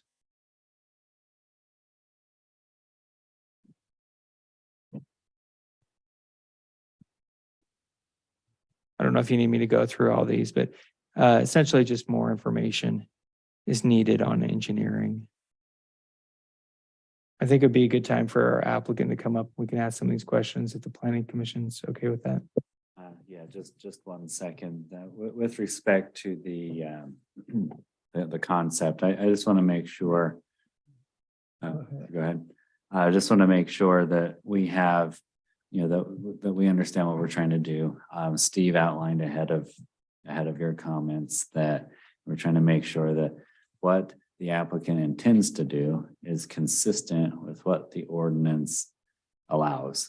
And it feels, from that standpoint, as these get proposed, going through the the city process and staff before they'd even come to the planning commission, I would guess that would have been covered. That's not allowed in that zone. So I guess what I'm asking, Steve, is maybe some clarification on what that intent means. As far as legal intent would have been covered before it came to us. So is there discretionary intent with respect to what an applicant may be requesting? Well, and this is as a little bit unique has been stated, is that this was pursuant to a development agreement. And so the intent there that I think that you're looking at would be determined by the underlying zoning and by the development agreement. And so we have to give deference to the development agreement as it was negotiated, at arm's length between the parties. And so the city's concerns should have been represented in that agreement. So again, if this application, if this proposal is consistent with that agreement, then that's basically the direction that we need to ensure. Okay. I'm not familiar with the terms of that agreement. But I do agree that it makes sense to hear from the developer, get some perspective. If you wouldn't mind stepping to the mic and sharing your name and then giving some perspective from the project. Yeah, I'm Jacob Wall. I'm representing Wall Brothers Construction. So what questions do you really have on it as far as the development agreement or what our plan is, or? It may be good to orient us to what those terms are in the development agreement. Okay, it's been a while since I've read through it, but it was agreed upon that we could develop this property and we could have a certain amount of density, which were far less than what we had approved. There wasn't any sensitive lands, the ordinance at the time. And so it was whatever street width went along with the zoning at the time.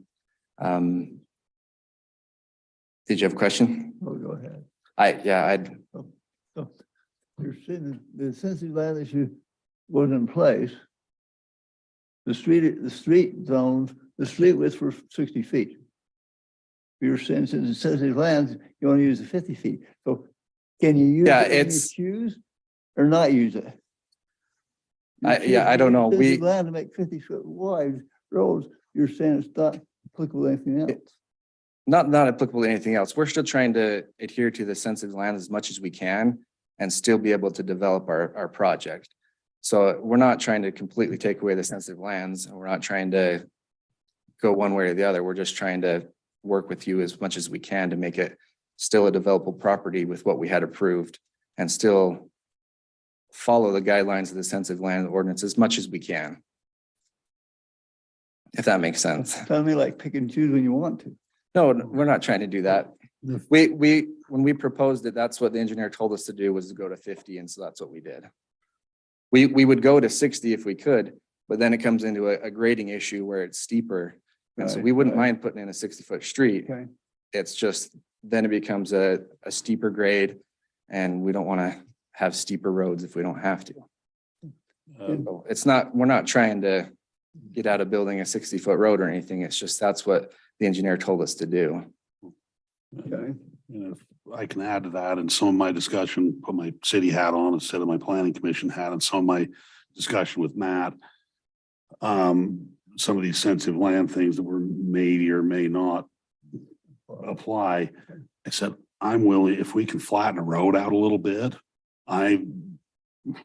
let's err to the side of something that is going to affect people, the steepness of a road. If we can flatten that out a few degrees and maybe make some other stuff work a little different, then let's look at stuff like that. And just to add, I mean, these guys have from the original, and this was long before my time, but from the original, what was allowed 20 years ago, like in the second or third phase of Quail Hollow, there were current things that they followed in our new code, like driveway lengths.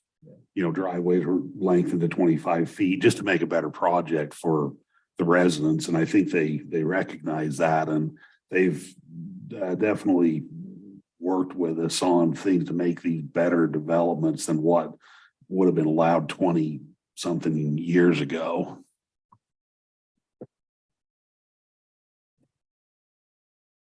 I did have one more question. I was talking with Matt earlier today. Were you guys intending on these streets being private? He said there was a note. We He thought he weren't. saw that said they were private, but I can't find it. That wasn't from us. We weren't planning on them being private. Matt was recommending. He was maybe- recommending that, but. Okay, I they- thought he said he saw a map, but anyways. And there are several places that Matt recommended things. So I guess my question is, what are you planning on doing with those recommendations? There are several of them on that list that Matt recommended certain things. Yeah. These are recommendations to the Yeah. planning commission. But we don't know what what he's planning on, what the developers plan on doing with them. They're recommendations to you. Right. So what, it's however the planning commission wants to proceed on the road. Okay.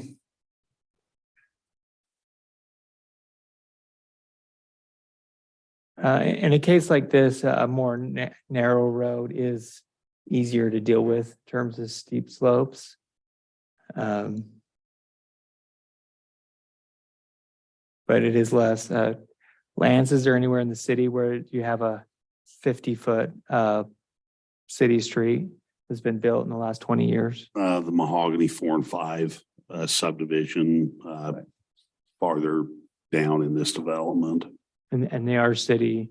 Streets. Yes, it's the same asphalt width as our standard, but it's one sidewalk instead of two. Oh, okay. So I guess, maybe it'd be helpful to understand the scope of what we're trying to do with this concept. There's a number of recommendations that have been pointed out that as a commission, we can consider as part of this concept. What I've heard so far is that the zoning with the intended use is compliant, that the density is compliant, that there's some grandfathering in with sensitive, predates the sensitive lands ordinance. And so that's part of the consideration. I'm trying to understand, with respect to the concept, how much we dig into those recommendations at this level versus concept is something that we can either, approve or not approve, but then, preliminary, all these recommendations are considered. And that's, I guess I'm just trying to clarify that scope. Is that what's being asked of us tonight is to go through all those recommendations or simply to review the concept generally? And we've got a lot of details to help us envision what the applicant's thinking about, and the details will be forthcoming. Yeah, if I can also add, I think due to the hillside, the steepness of the slope, this is a pretty kind of complex, kind of nasty project up there. Normally, we would not have all this detail, and we probably wouldn't have had quite as in-depth of a review. I know as city staff, I did a pretty thorough review of this that I wouldn't have normally done on a concept. Normally, I wouldn't even look at it other than as a planning commission member.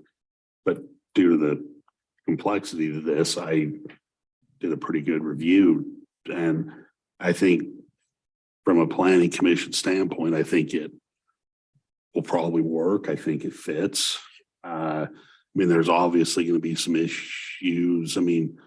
That I think we'll deal with is that city staff will deal with, like right down to some locations of snow storage areas. And I think a lot of that's going to be, the engineering staff and city staff will kind of clean a lot of that up before it comes back to us as this group. Okay, that is helpful because, part of also what I'm thinking about is I'm not an engineer, but I can recognize the color red and, in 24 and 25 there or 39 and 40 where we've got these townhomes that right where that steepness is coming through.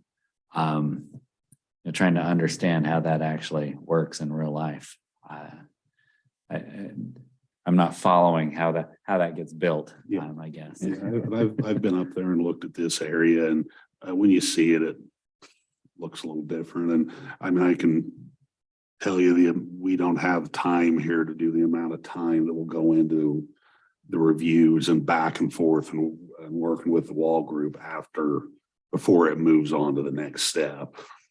And this is a disturbed site, correct? I mean, you see right here, it says old dirt road. I mean, that's why that area is flat, is because that was the dirt road and they move, I don't know if it's built up or cut or whatever, but certainly it's the steeper slopes are on the sides of the old dirt road.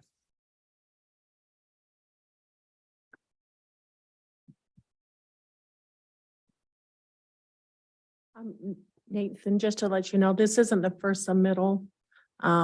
Staff's reviewed.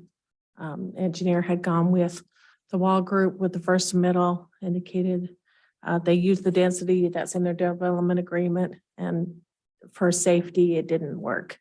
And so they've been working with the engineer to come to something, a compromisable agreement, but there are items on the engineering note that you do have to make a decision before moving forward, so.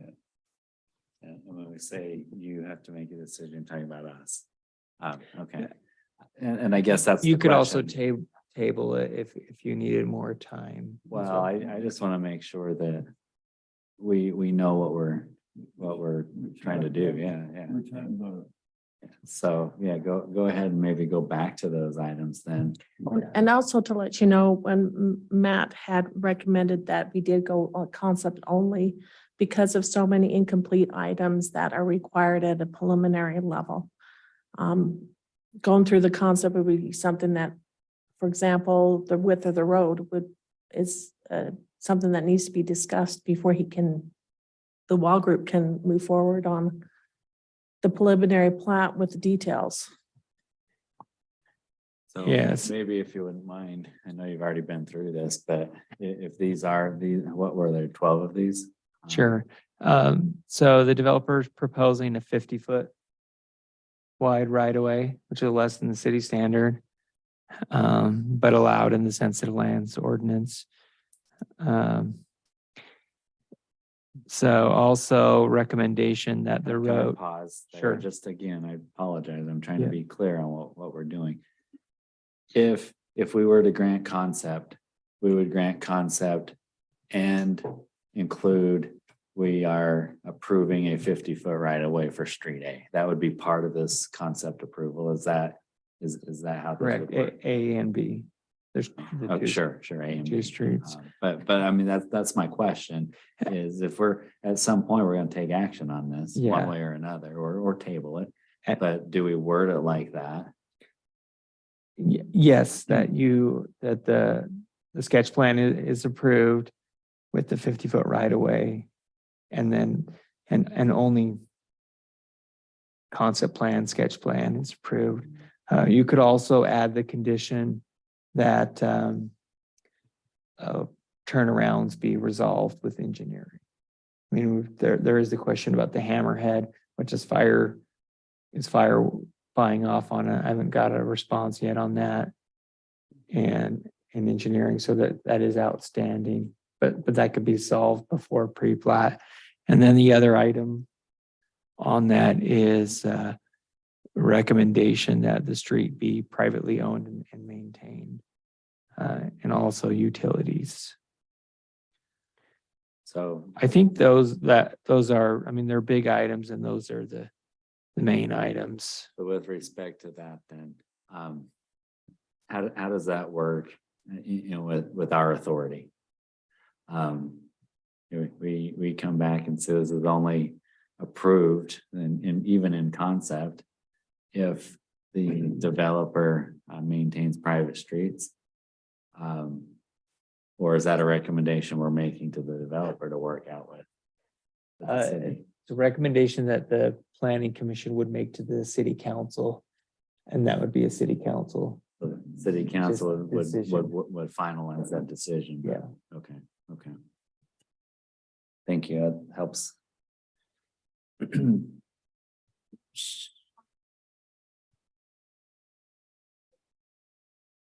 This one's a recommendation because it's in sensitive lands. Okay. So Jake, we're on note number 7, recommended that it be privately owned and maintained. How far on this concept do we need to dig into our city standards or codes or whatever on driveway widths, on street parking, which I believe we don't allow parking spots that back out into the street, you know, and the driveway widths where it touches the asphalt. How far do we need to dig into some of that? I mean, I don't think we have time tonight to really get into some of that stuff. I don't think we get into it at the concept level. I don't understand the part about driveways backing out. I mean, it's pretty typical to have driveways backing out, even on a narrow.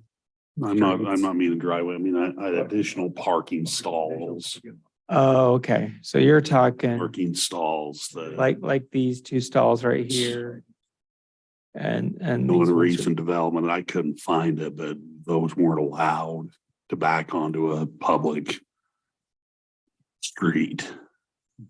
And Oh, I that's a couldn't question of find public it. versus private.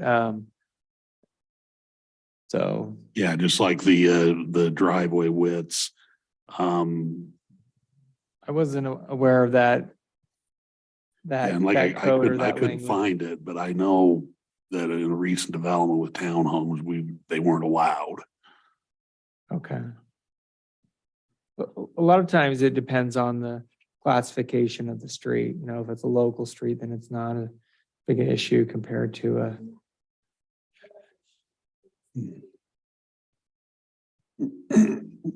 Well, we can dig into that, you know, that can be assignment for staff to look into. I don't think I don't think that needs to hold this up in terms of your decision, in terms of that question.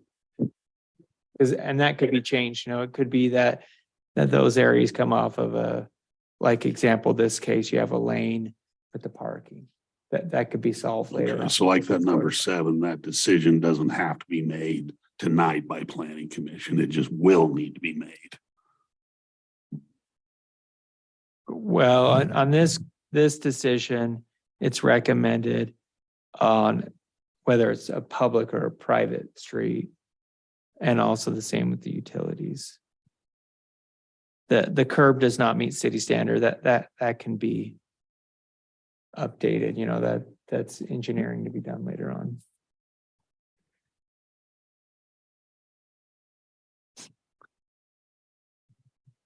I thought I knew this process. I'm totally lost tonight. As far as concept, I'm not sure I understood what Steve said for sure. Does this come back to us, or just goes to the council for final? Is there a step between concept and final, or is this the last step before final? Oh, definitely not final. There's the pre-plat level, Okay. but Does that come before us or just our staff? yes, it does. Okay, But I do want to clarify, does the concept go to council or does that? Or do they come back with pre-plat on that? do they come back with pre-plat here? Or just the staff? Yes, they come back with pre-plat, but what I'm asking is, does concept go to council? Teresa, you. Steve's gonna answer, because I asked Steve this question specifically and he answered it, so. Yeah, it's where a part of it is within the sensitive land ordinance, even though where it's been grandfathered. Just because the nature of the development agreement, and I think it's been well said that the developer has made several adjustments, accommodating newer requirements that were not in existence at the time that the development agreement was made. But it would still be, I would still recommend, because of the nature of the recommendations and the nature of the development, that the concept approval still go before the city council.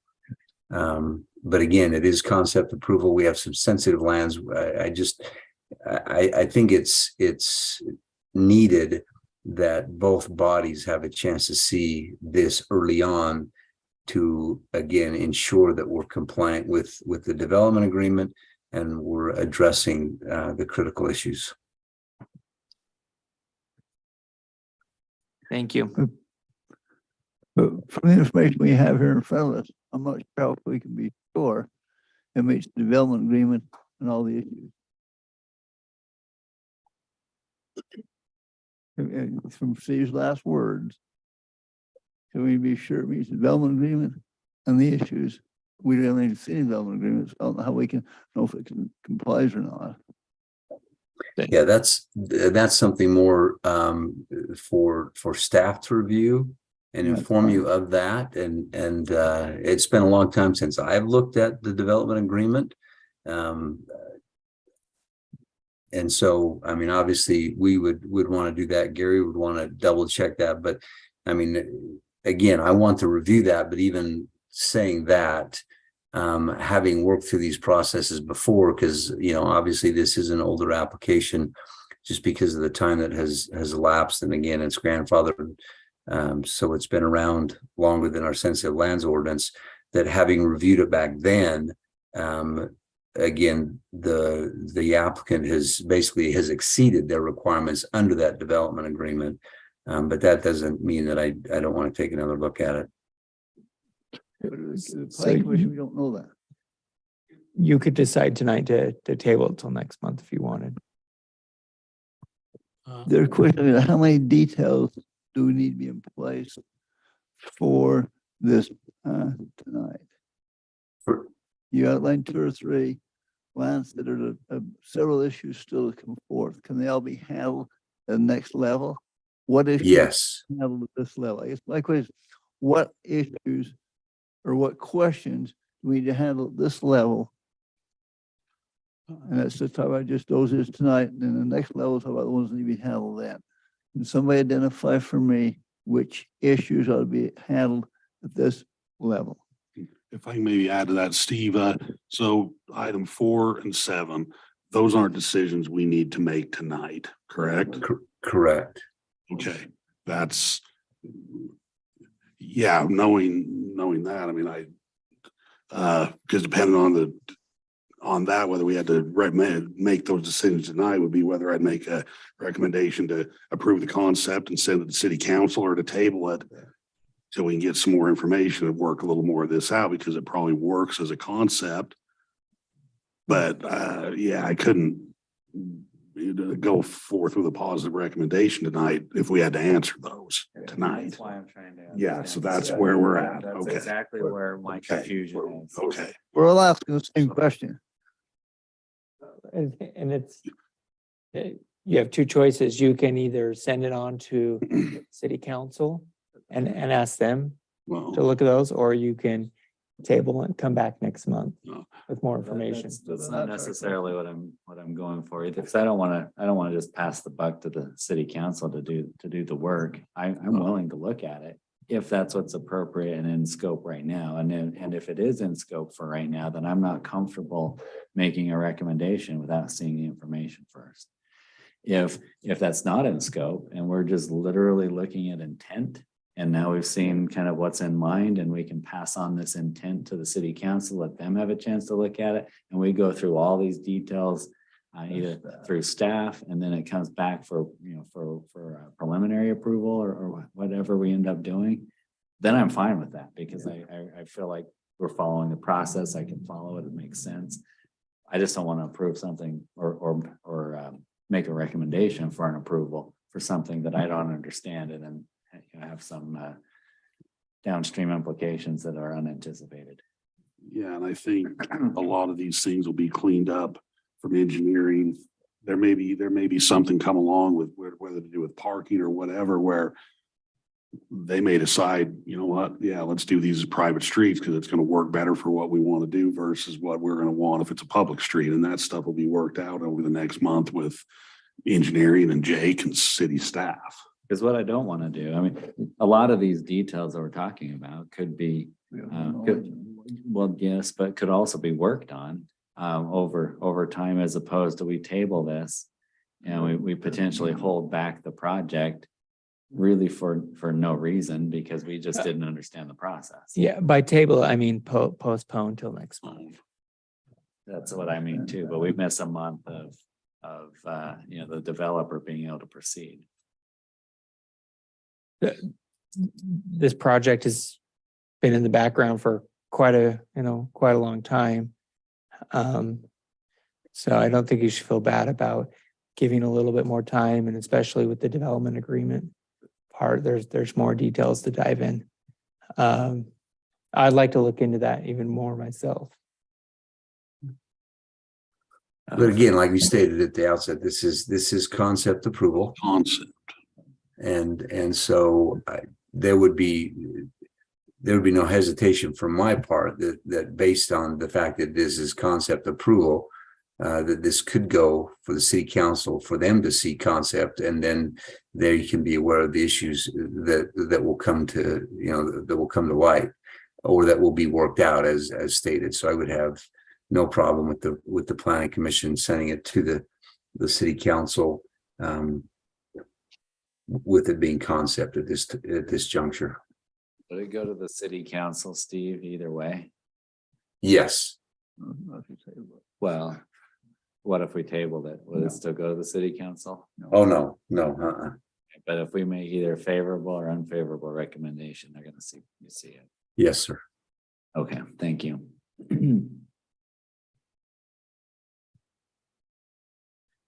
I just have clarification. If it is tabled, the applicant will need to know what items need to come back in front of them. Which concept again is just, does it, meet the intent of planning and zoning and et cetera. But when you get to the preliminary, there's a lot that have to be done before you guys even can see it. Well, I can't even come. Like I said in my initial recap, it feels like I'm hearing that compatibility with the intent of the zone and with the applicant's project. So it's kind of understanding that, and then, if other people feel the same, we make a motion to that effect. To maybe just highlighting. Can't really do anything else at this point, but highlighting that there are, many issues that still need to be resolved, 4 and 7 being some key ones, in addition to compliance with the development agreement, which we're unsure of what those details are, but it needs to happen. So Nate, in tabling because of a development agreement, would that be enough reason to wait a month? Just like I think what we're saying is a lot of these things, there's not going to be a whole lot of change between now and a month from now. They're still incomplete until we get the concept finalized. But there's been, I think, at least 2 or 3 references of, attorney or planner staff wanting to review that development agreement. And would that be enough of a reason to hold up until we move forward? But I don't know. That's a fair question. I don't have an answer. I mean, I can kind of tip my hand a little bit of where I'm leaning towards, let's keep the conversation going, and get some of this detail along the way, because this is concept. But there's 7 of us up, 6 of us up here, and we'll have a chance to vote on it. I'm ready to make a motion. All right, please do. I move that we pass we send on the city council a positive recommendation for concept review of View Estates phase 2 and 3. With the idea that before it comes up for preliminary, the details will be worked out. That's my motion. Thank you. Is there a second? I will second that. Mr. Prescott, second the motion. Before we vote, any discussion? Yeah, and again, in my mind, as we're just talking about here about concept, the concept is apartments are located, the zoning, those things are in place. The concept is it okay for them to proceed to put apartments in that location, as long as they work with staff and engineering to make sure things are safe and done properly? I think the answer is yes to that. Before we got made up with some of the other stuff that was presented earlier. Thank you. Any other discussion? Those in favor of the motion as outlined, please indicate. The motion passes unanimously to send a favorable recommendation for concept review to the city council. Thank you. Thank you. Mr. Chair, if possible, I actually need to excuse myself. Okay. Thank you. And Mr. Chair, I need to do the same, but Teresa knows how to reach me by phone if something happens. All right. Now, we'll guard that number carefully. I wish it were, but it's not. All Thank right, you. For your help tonight, Steve. You're welcome. Item number 3 is an item that we have been focused on for many months, working through the mixed residential housing overlay zone and concept. And as part of our packet, we did receive more of that refined language. And so tonight's conversation is to continue looking through this. Particularly, this is the final draft. And as the final draft, I just want to clarify, does that mean at this point we make a recommendation to the city council to adopt this or go through the public hearing or that process? Yeah, let me answer that. So no, if you said we're ready to proceed with this in ordinance form, then I would prepare an ordinance form. Okay. It would come back in as a final draft. We would hold a public hearing, receive public input. Then the planning commission would discuss it Okay. and then make a recommendation. That's If you feel that it's ready perfect for that. Tonight's for that to level. determine if we're at that point. Correct. All right, fair enough. Well, let me- Great question. I'm gonna And turn I it do over want to you. say that it does need some formatting to match the city ordinance, and I was waiting on that until the end. And so if we proceeded then that next step, you would see it in city ordinance, and I need to look and see where it work with Teresa to see where we want to put it in terms of, where it lands in the code. Okay. I'm gonna turn it over to you to guide this, on how you want to walk through. Maybe, I don't know if it's been redlined from last month of what's been incorporated or changed. Yeah, yes, I put in red all items that are different from previous. Okay. Some of the outstanding. So I'm just gonna hit those. Page 5.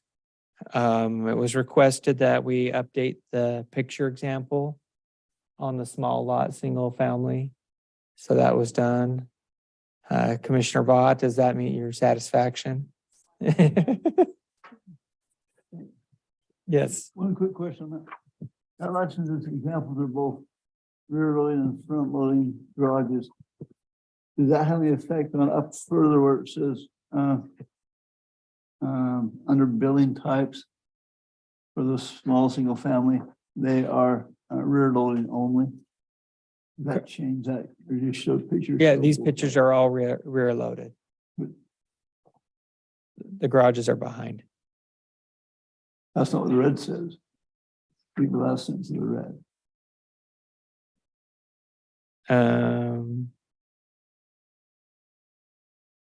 We will change that text.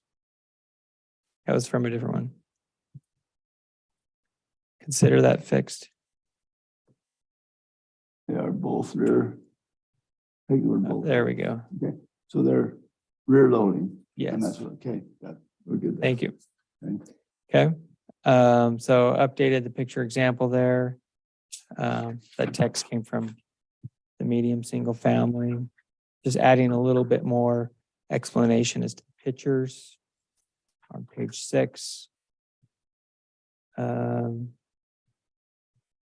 Page 7, also adding language. And I think this text, this actually is not new. That one, because we did have that before, garages may be attached or detached. That text was there before. So on page 8, I did add that for twin homes, garages may be rear loaded or street facing with shared driveways. It is common sometimes with twin homes. If you've seen that before, you'll have, so you have, let's just say you have 2 sets of twin homes, and then you have a common drive that comes down and splits and feeds the 2 homes. So just adding a little bit of flexibility there. That's on page 8. This language here, garage setback per standards table. And then the language, twin homes with front loaded garages may have shared driveways. Minimum width, minimum 20 feet wide. 20 feet so that there's a lane for each home. So that 2 people, somebody doesn't stop and block access to the garage of both twin homes.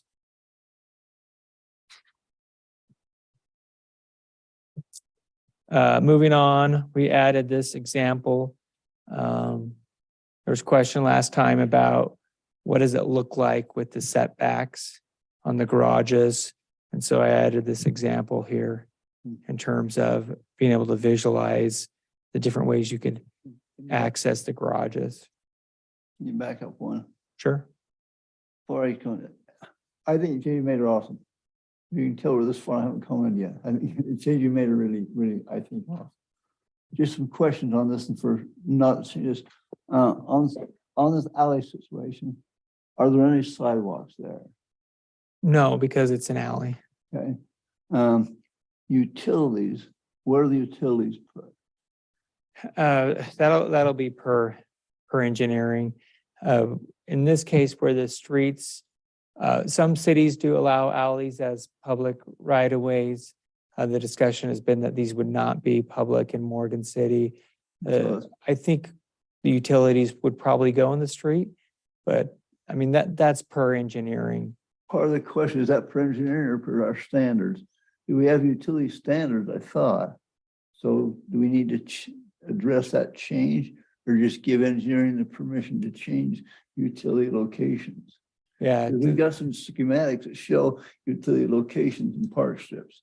Where this is different, we need to address that question about utility differences.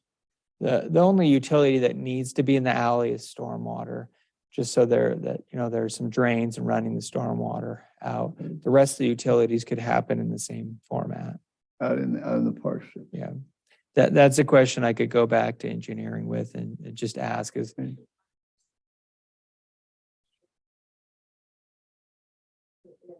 Are they behind setback? Are you behind setback?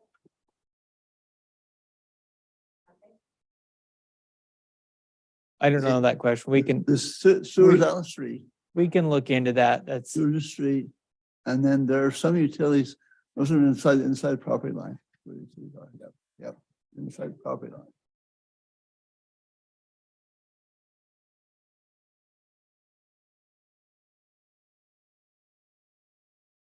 yeah, we could just look and see if there's anything specifically in the standards that would need to be. So it's not a bug future in the future. Yeah. And there may be a need to update engineering standards with that. We do hit on one comment. You'll see there's a detail for But I've seen that. the alley. Another question on that. But the project will have any proposed project in this would still have a street with park strips and standard street cross section where all the utilities could go. Maybe. I'll show you one in a minute. You got a new plan? No, I got a concept we'll hit at the end. Okay. Is there any minimum length for an alley as far as the fire protection goes? Fire protection will come from the street. If there's a street. There has to be a street. Okay. There's no way around not having a street. Do we allow parking in the driveway? And parking in the alley? No parking in the alley. Yes, parking in driveways. If the driveway, okay, if the driveway is further than 4 feet, longer than 4 feet. Correct. Okay, Yeah, that 4 feet is for garbage cans, but a if little. that's 4 feet to the garage, that's not enough space to park a car. Right. Right. And, Just so we're aware. and that's intentional. And there's flexibility there. Okay, moving on. Front loaded garage diagrams, kind of showing different ways to do that. Okay, moving on to the building spatial standards. Question here. Yeah. Do we need a rear setback minimum? I don't see a rear setback in the list there. It's in the table.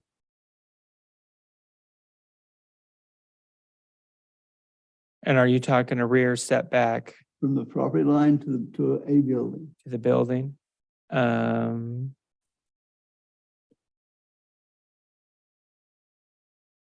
That's something that we could add.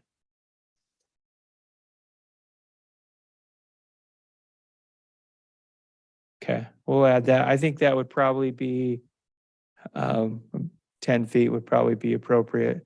I For just, the- that's, whatever is worse. I'm not, and again, not Yeah. taking it apart for right or wrong, but I think that's something that ought to be there. There's a rear setback minimum from the property line to a building. Okay. But I think we've got on the garage, it's 4 foot to a garage, Right. but not necessarily to a building. In this case, it would be applicable to the home. But the garage is different. So Okay. we'll address that. And on that, So what I added here is on that red one, this minimum garage setback, non-street facing. This is basically if you have a side loaded garage, you can bring that up closer. should the word non be there or should the word non be not be there? It should be there. That's intentional. Non-street facing garage. Yeah, so essentially that's where the garage turns. So what about, sideways. what about the one with the garage that faces the street? That's right here above, street facing. So that's pushed back farther. So back up one side. Yeah, so if Does that it were work here then? facing, right here, see how it's facing? That needs to be a minimum of 20 feet. So that you can park a car right here. But if it were non-street facing, let's just say this garage were right here, Okay, that could be closer. Because the okay, car parking would happen on the side. okay. So it's gonna be 20 feet back from your front of your house then, and in that type situation. For the street facing. Okay, And then the other one is the 11 feet. which other one's, yeah, that one, okay, yeah. This okay, one. Okay. So back up a couple of drawings, Okay. back up. How's it work for that middle one on the bottom? That would need to be 20 feet. Okay. Okay.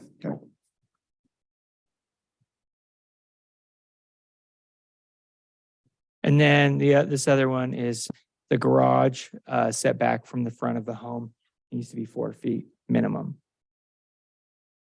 That's what that drawing shows. Yeah, so you see what I mean? It's like that way the garage is always pushed back a little bit from the front. And that's where you get the 4 and the 7 equal the 11. And if it's front facing, then it pushes back even farther, which is Okay. at least 20. Everything else is the same as before. On the parking, did a little language change. There must be an average of 3 stalls per dwelling unit for the entire development. Stalls located within the garages count towards this number. A minimum of 1 garage stall is required per dwelling. Non-garage stalls may be located in a separate area within 100 feet of the dwelling. I dropped that number down. It was a little bit more before. We said, let's bring that in closer. Each unit must have dedicated 2 stalls per unit located at the dwelling. I mean, at each home, there's at least 2. And if there's a third stall that they can use, it can be a little bit farther away to give a little bit of flexibility to design. So on those 4-foot driveways, 4 foot setback goes, they would have to require to have a double garage. They'd have to have two within the garage. Yes, that's That- correct. That's the give and take. Yes. Okay, I'm just trying to understand. Yep. If they do, that's fine. If they have to have a parking lot every 100 feet, that would be in between every third home. You have a parking lot. Well, it's going to depend. Is it a townhome? Is it a home or whatever? It's just giving a little bit of flexibility. Okay, okay. So here's a cross section of how the alley could work. It's private alley. It's a minimum of 16 feet. And you have to remember, alleys are not meant for a lot of driving. It's pulling out of your garage, your driveway, going around. 16 is wide enough for 2 cars to actually pass. It's tight, but it also could be that one just pulls over in a driveway and another one passes, or they wait and somebody backs out and goes a different way. It's not meant to be a driving street. Alleys need to be more narrow to function properly. This cross section is straight out of Daybreak. I measured it personally, looked right out. They've done, I don't know the number, but thousands and thousands of units with this type of cross section. There's the 4-foot setback. And then this shows you the 2 ways to do it. One way, you could go right into the garage with no driveway, no driveway parking. Maybe we even add language in the code. I think that, it'd be simple to add just a couple sentences saying no parking on this. I think that'd be a good idea that we could add tonight. And then here's the other way to do this is you have a driveway behind, which will be common and popular as well. Any questions on this? This is one addition. White lane, and that 20 means, and it would be the actual property lines, Yes, that's the right of way. a couple feet on each side of the actual paved area. Yeah, yes. That'd be for curb gutter or? No, not, you don't do curb and gutter on a What are you on doing, alley what are you doing that 2-foot section? landscaping. It's just a little buffer zone so somebody doesn't run into, it could be gravel, could be cobblestone, Okay. could be, and it could be, if someone wanted to say, let's just pave the whole 20 feet, then that's fine too. Okay. It's just the minimum of the 16 as shown. So it could be landscape, or it could be rock, or it could be asphalt. Any questions on the cross section? I did go through this with Matt. He was good with it. Does that need to be added to our code? Is that This road- adds it as a to the road- code. As a road standard, It's okay here. I went through that with Matt. okay? Because changing, does that need to be ordinance or just code or just Matt standard? With it being in the ordinances is okay. No, okay. And it does say, you'll see right here, I added, construction standards will be approved by engineering. So in terms of the details of how that is built, drainage, utilities, all of that. Not a whole lot on landscape. I did add this section, taking our same information and adding that to the common areas. Just requirement of trees, plans, things like that for the common areas. I still have a couple of questions on up higher on the trees. Is that number 2, up a little higher? Right there. No, go, I'm sorry, go higher. Right. You're right. Right here. Go down just slightly, those trees. I have a question on the trees. We discussed that before, and I'm not sure. Go up a little bit higher to get this C piece into, right there, okay. We're saying that trees less than 20 foot diameter can't be put in the park strip. But yet we're saying a large or medium tree. Again, I guess my thought still is, we've only got a wide park strip. 5 or more feet. Okay, and the front yard is only 7 feet. So if you got trees in that park strip, that's a 30 or 40-foot tree, it's gonna be into the house. I think these numbers came from a more traditional type of building lots. I would like to see that, the trees looked at a bit. I know your response last time, well, people can prune them. I'd rather not create something that people had to prune. I'd rather create a tree that fits the size of the lot. Yeah, there's plenty of narrow trees that grow up on this. I'm not too concerned because they can be pruned over time. What I think we do need to add is that a little bit wider park strip if it's a large tree. I'm worried more about the roots than I am about the branches. You're saying a small tree can be put in the park strip. Well, you don't get the effects of a street tree with small ones. The shade, the look, the neighborhood cooling. By small, you're talking about a 20-foot diameter tree. Yep. You're saying that can't be put in the park strip. That small one didn't even hit in your house. Well, you're thinking that everybody's gonna bring their house in as close as they can. I think And then most of them will. the trees are gonna grow their maximum out and that the homeowner isn't gonna be responsible for pruning and maintaining his trees. I'll second what Ray's saying here, that I don't think I've seen I mean, even the largest trees in Morgan might be, like, I'm thinking down Commercial Street, right? Like, those are kind of the most mature trees we have in the city. Those are massive. But every other street has a smaller tree that's probably, I don't know, 10 feet, 8 feet. So he's right. That, to say that a small tree should be put in a park strip is probably not accurate. Okay, so you're okay with small trees going in the park? strip? Well, you're saying. 20 foot's not a 20-foot small tree. diameter, not- Yeah. You're saying 20-foot diameter trees can't go in the park strip. It's pretty typical in city planning. You want to see the bigger, like medium-sized trees out there and the larger ones too with the wider park strip. But I'm okay taking this down to a smaller tree. I mean, I think This it's is a all, discussion. it's all very subjective on what small, medium, and large is here. A 20-foot diameter tree is very large. So I think it's just the definition of a small tree doesn't quite. Well, and as we discussed earlier, we've kind of got to look at worst case scenario. Worst case scenario is you have a 40-foot tree and your house is 30 feet away from the road and they don't trim it. yeah, So, Your house only 7 foot away from the road. from the back of the sidewalk. And So- you got another foot, 2.5 feet before you hit the tree. Yeah. So 10.5 feet. Well, and here's the one thing though, is they do have to submit a master street tree plan and that'll be reviewed by staff. And on a street tree plan, you actually show full maturity with the homes and the street right I away. totally So, agree with that. so there's plenty of opportunity. I totally agree review with it. that. So why strap them to this wording here?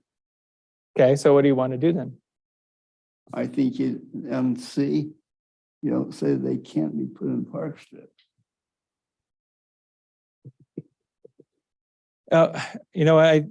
So this is saying conifers are not permitted. Was it small trees less than diameter, and conifer?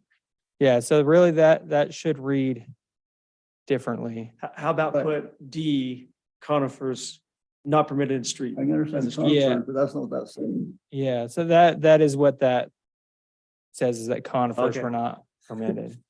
That So that changes it. that fixes it.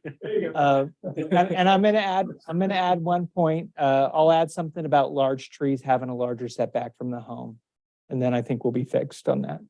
Or I'm okay if you go with the landscape person, say, I forget the proper word, sign off on the landscape plan. Yep. I'm okay with that piece. I just would hate to have this restriction.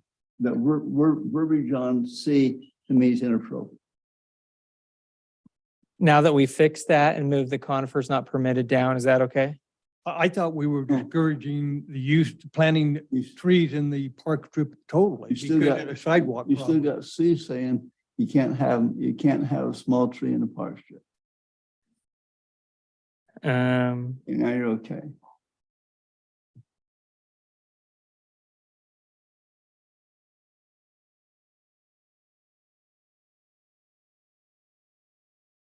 Let's use the same language above. But again, people can't have larger front yards. I understand that.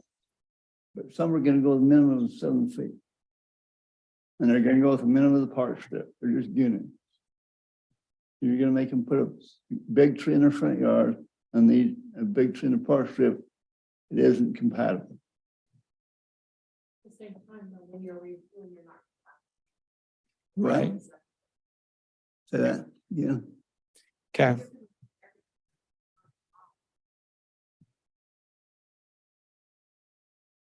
I'm still not for you. Say it again, sorry. So.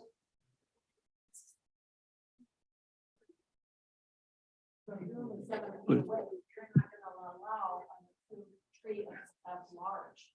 But this says they have to put it in there. So this is what will be, We can't go against their ordinance.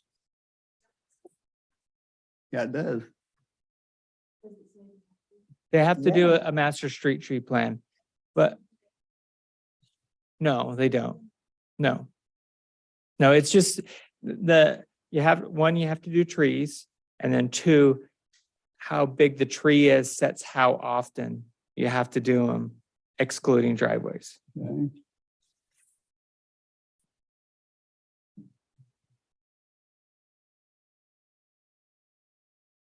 So that's all the additions. Is C that you just changed, does that read how you want it to read? I'm just gonna put a note on that. We'll come back.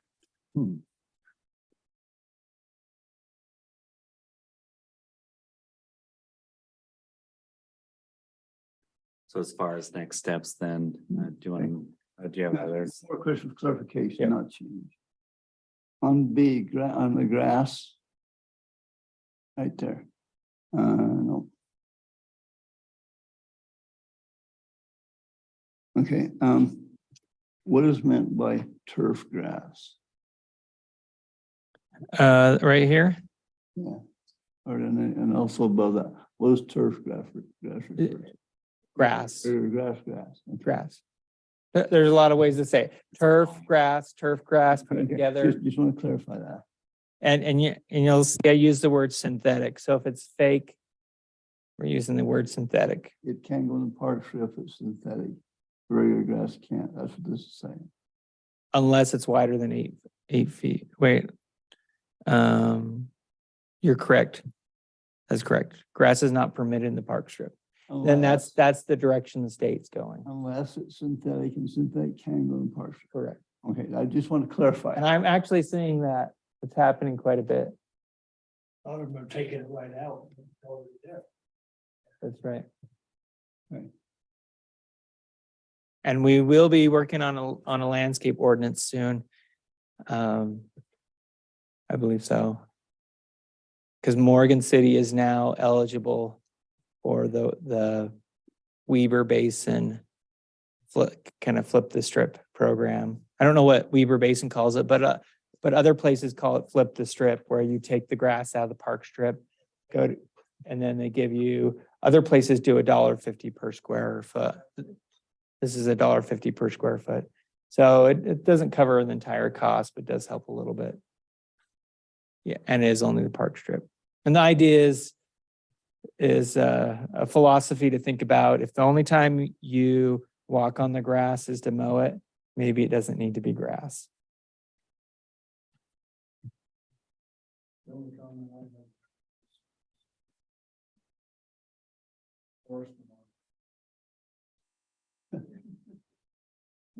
I would agree with that. Does the city have a nuisance ordinance on weeds and, okay. They send the mayor out to do policing on that?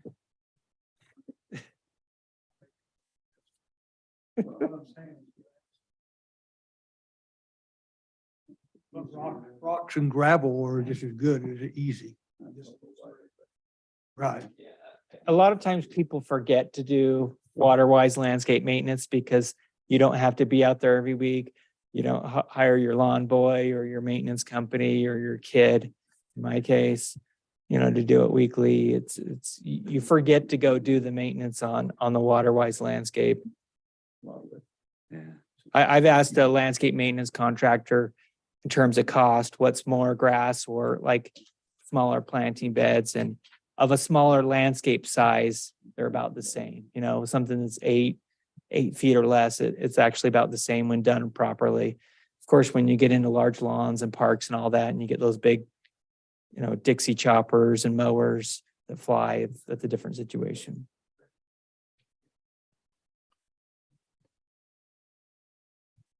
I know Mr. Francis asked mentioned something about trees and park strips and the situation of them raising the sidewalks, the curb. We had a difficulty with that. His question was, are we trying to get away from trees in the park strip? He thought we were. This is saying they've got to be there. Give us your take on that. I'm not talking either side. That was just a question brought up. I realize that it is concern. I certainly acknowledge that. I had one out in front of my house till it got ground down and all of that. The flip side of that is just the benefits, neighborhood cooling, real estate values, aesthetics, sense of place. I am adding something that the larger trees require a wider park strip. And so with the large tree, you just need that wider park strip to handle it. And sometimes it's not so much, well, there are bad street trees, certainly bad street trees, but then also just not giving them enough space is the other thing. And then he referenced the tree list that's already in the ordinance, because we had a problem with the trees that are very destructive. So we changed that years ago so that you're supposed to go through that list and get those trees. Even if they're large, they're trees that are not supposed to make so much damage. So they have to go through that list. And there are trees that are bad. That's true. And sometimes you end up making jumps for the kids. I mean, I totally acknowledge it, but I think it's part of a good development. I mean, that's part of this concept is, you know, taking a slice out of a place like Daybreak, and street trees are included into it.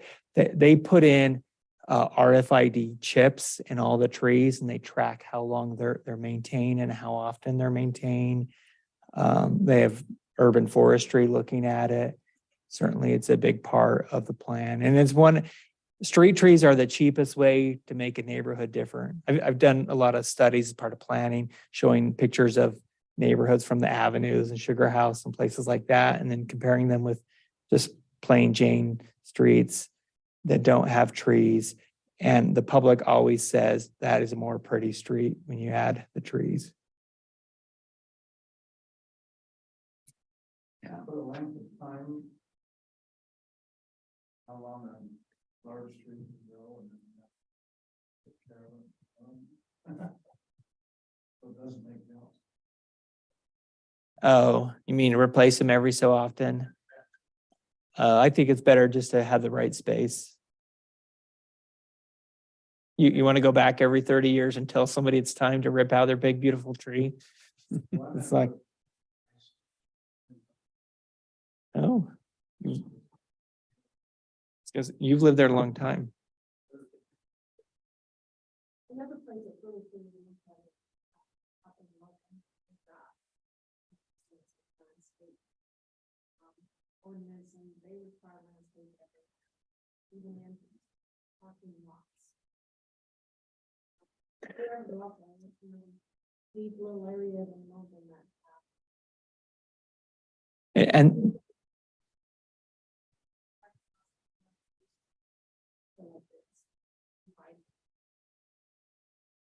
I guess the question I have is, for example, the new subdivision where I am, their landscaping didn't require trees to be planted in that subdivision.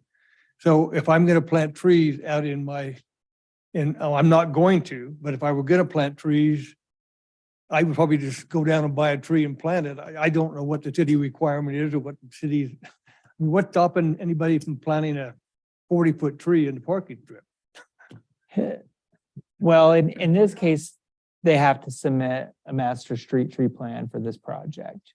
In your case, I don't think the city's going to be policing you. Yeah. However, there is a city ordinance that you should use a street tree according to the list from it's the same thing with zoning, the policing comes from neighbors complaining, then it goes to the city and you have to send a letter.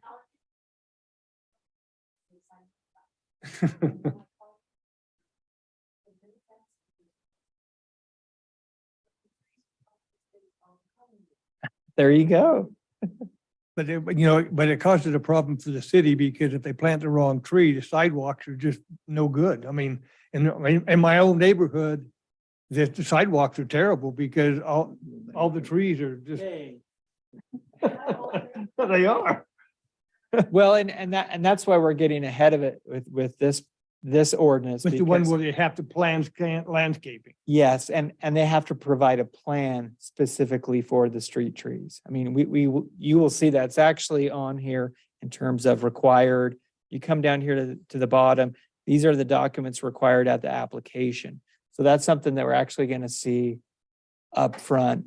And when the project is approved, that street tree concept is approved. So that's something that eyes have been on. So it's a little bit different situation. So as far as next steps, then where do we go from here? You want to take this feedback and present it one more time? And maybe when you present it one more time, it's with the codified language style. I think it's ready for that and to do a public hearing. I mean, there would be very minimal changes, just a few texts, kind of quick changes. So I think it is ready to be codified according to city. And I'll have Steve go through it, Matt go through it. We'll have staff go through it one more time, and then it'll be a public hearing, review, and then planning commission could decide. You could, of course, vote no on the recommendation for it. You could vote yes. You could vote yes with changes. You could say, let's hold off and work on it a little bit more. This gives us a chance to test this with the public, those who want to come and provide input. Do you have a comment? I've written a motion, even in motion to do that next. I move that we send the draft to Jake to have him work with staff to give us a final draft in ordinance form. We send the public hearing. We set a public hearing for that final draft. Thank you. I'll second that. Motion seconded. Any discussion? Let's vote. All in favor. Motion passes unanimously. That leaves us with our fourth item, which is just to finish up where we left off in the work session. We just had a couple of loose ends to tie up before we wrap up for the day.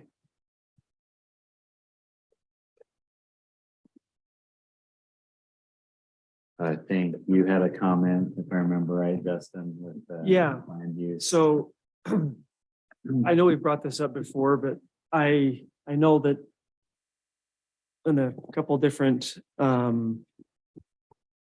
discussions that are amongst the county and tourism and the stuff I'm involved with, it comes to Airbnb and things like tiny homes and getting a more available lodging. I wanted to make sure in this general plan that we are able to accommodate that, because right now we only have one hotel. We have some campsites, but that's it. There's some unofficial Airbnbs. There's a couple that are in the city. So is that in here? We're not restricting ourselves on that, the ability to provide more lodging. So the MRO ordinance that we're continuing, I mean, that's an example of that kind of creative, different look on lodging. I am going to the housing chapter because that's where that lives. All the data here. So we do have this section right here. This is 80 of the PDF and 65 on the paper. Additionally, residents have expressed a desire for smaller lots within Morgan City. You specifically want to talk about tiny homes. We do have the ADUs. Well, I'd say tiny homes, short-term rentals. Short-term rental more specifically. And is what- actually, this is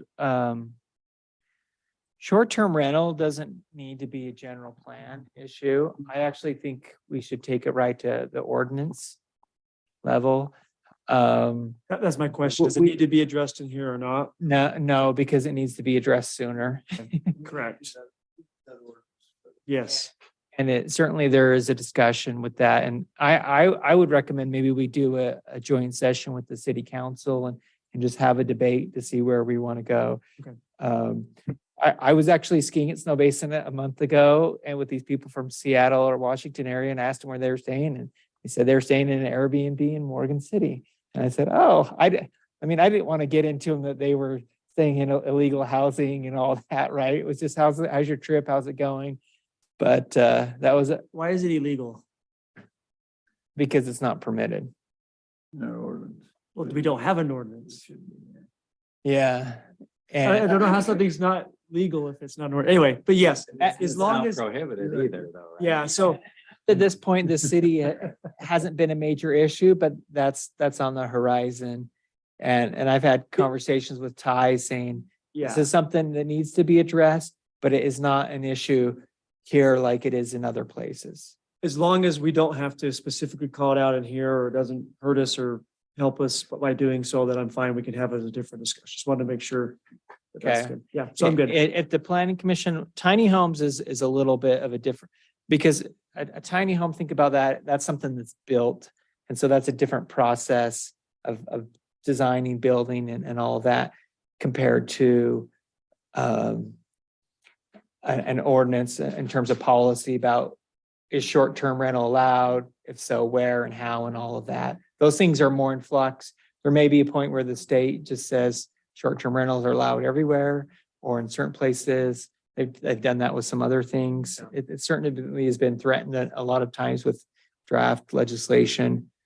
What I would recommend is if you like the idea, I can go through and see if we talk about tiny homes anywhere. And if not, we could just put in, explore the potential use of tiny homes. All it's saying is, let's just take a look at it at some point. It isn't saying up or down or Just whatever. anywhere where it talks about additional lodging opportunities, I think that's helpful. Okay, and Because again, we're talking about a very confined city boundary and there is a lack of places to stay. So and we do have detached accessory dwelling units in here. That's not allowed per city ordinance, but the idea is that at some point the city explores that, how they want to do it. My city of Farmington, you can do an attached as part of the house and you can do a detached as well. So a person could actually have two. That's a city ordinance that allows that, not state code. Just to clarify on that, would that be? I can't remember where we left it. If you have a detached garage, you can't put a living space above it, Correct. The city ordinance does not allow that. even if it's not a rental. It's just a living space that's an extension of your house. Well, if it's attached, it's different, but if it's I'm talking detached separate, Yeah. that's my understanding, it's not currently allowed. Is that right? There's no detached yeah. However, Morgan City could choose to allow that. And I think you have to decide if you are going to do that, then you're okay having two. Not mean that people are going to do two, but by state code, you have to allow that internal ADU, like we did that ordinance. Have we limited ourselves on how it's worded in the plan? Because I'd like to keep that open. The plan says, the plan's all about looking at it and doing it and encouraging it, but it doesn't say you have to or not, either way. Then we're So, good. so that part of it is in it. The tiny homes isn't really in there, but we could add something just about exploring the use of tiny homes. Because isn't your, this is just your general Right. Correct. And this is encouraged. Okay, I'm good with that. So Did you you have guys any- just don't know it, but you've got all this work last year on the general plan, and just think, next couple of years on the zoning and stuff. Oh. Yeah, the details are coming. So, but definitely be thinking of how you would recommend, what you'd want to do with the nightly rentals. Certain places, the city okay or not okay? Is it how it's done? Some places allow it within a home, meaning it's owner occupied. So you live at the house and then you rent out your ADU as nightly rental. That case, you have a little bit more management there.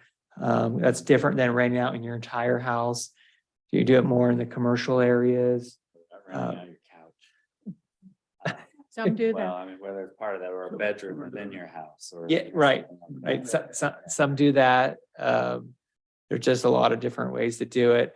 And there is some cities where it's a big issue, like Hurricane, Southern Utah, they get a lot of tourism. They cap numbers, they cap numbers. They're worried about the effect on just neighborhoods and all of that. And Um, don't think that Morgan is immune, because I could tell you, I get a call about short-term rentals and Airbnbs at least once a week.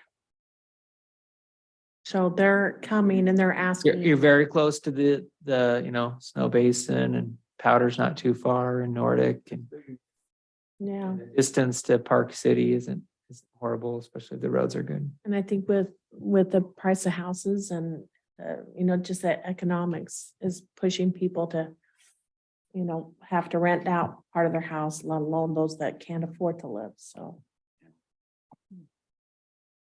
What else is? One more quick question made on page 18. Under that new- 18 a PDF or 18 on the paper? 18 on in the book. One right behind the map. Okay, right here. Medium density residential. Look at that last, we've changed that, we moved that 3 to 5 to 6 to 15. That last line still apply. Multifamily residential developments may include townhomes, twin homes, green courts, multiplexes, and large multi-structures. Could those still be in a 3 to 5 resident or units per acre?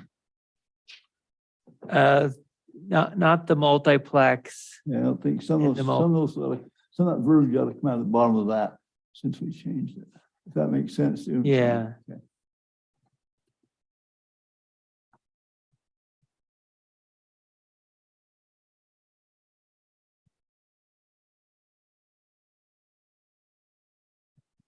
And for the planning commission, if you have additional comments, Commissioner Bott was going to send me some language on that.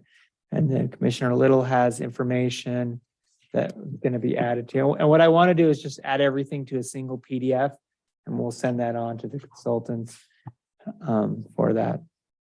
And I guarantee they're going to come back with questions for me, and whatever I see that is not clear in here that needs planning to commission discussion, I'll bring it back to you. So I do think in terms of time, we're ready to send this on to them, just because they're going to have a good process of working through. We've basically dismantled the whole thing and put it back together in a different way, and also provided some significant changes that they're going to have to work through. And then we'll go from there. I think we still have a public open house. After an up.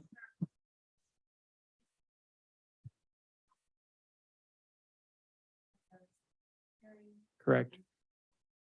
A public hearing at the planning commission, and then a recommendation of some form from the planning commission, and then on to the city council for final adoption. And they'll probably want to go through and debate things a little bit as well. But I do think the planning commission has done a great job in terms of kind of working it through.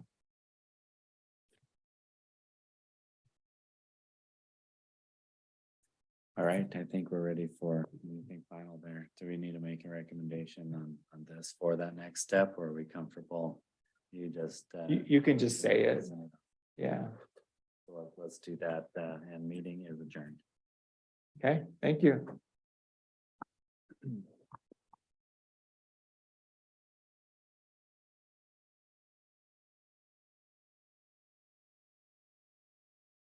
Ray, I'm gonna go through this.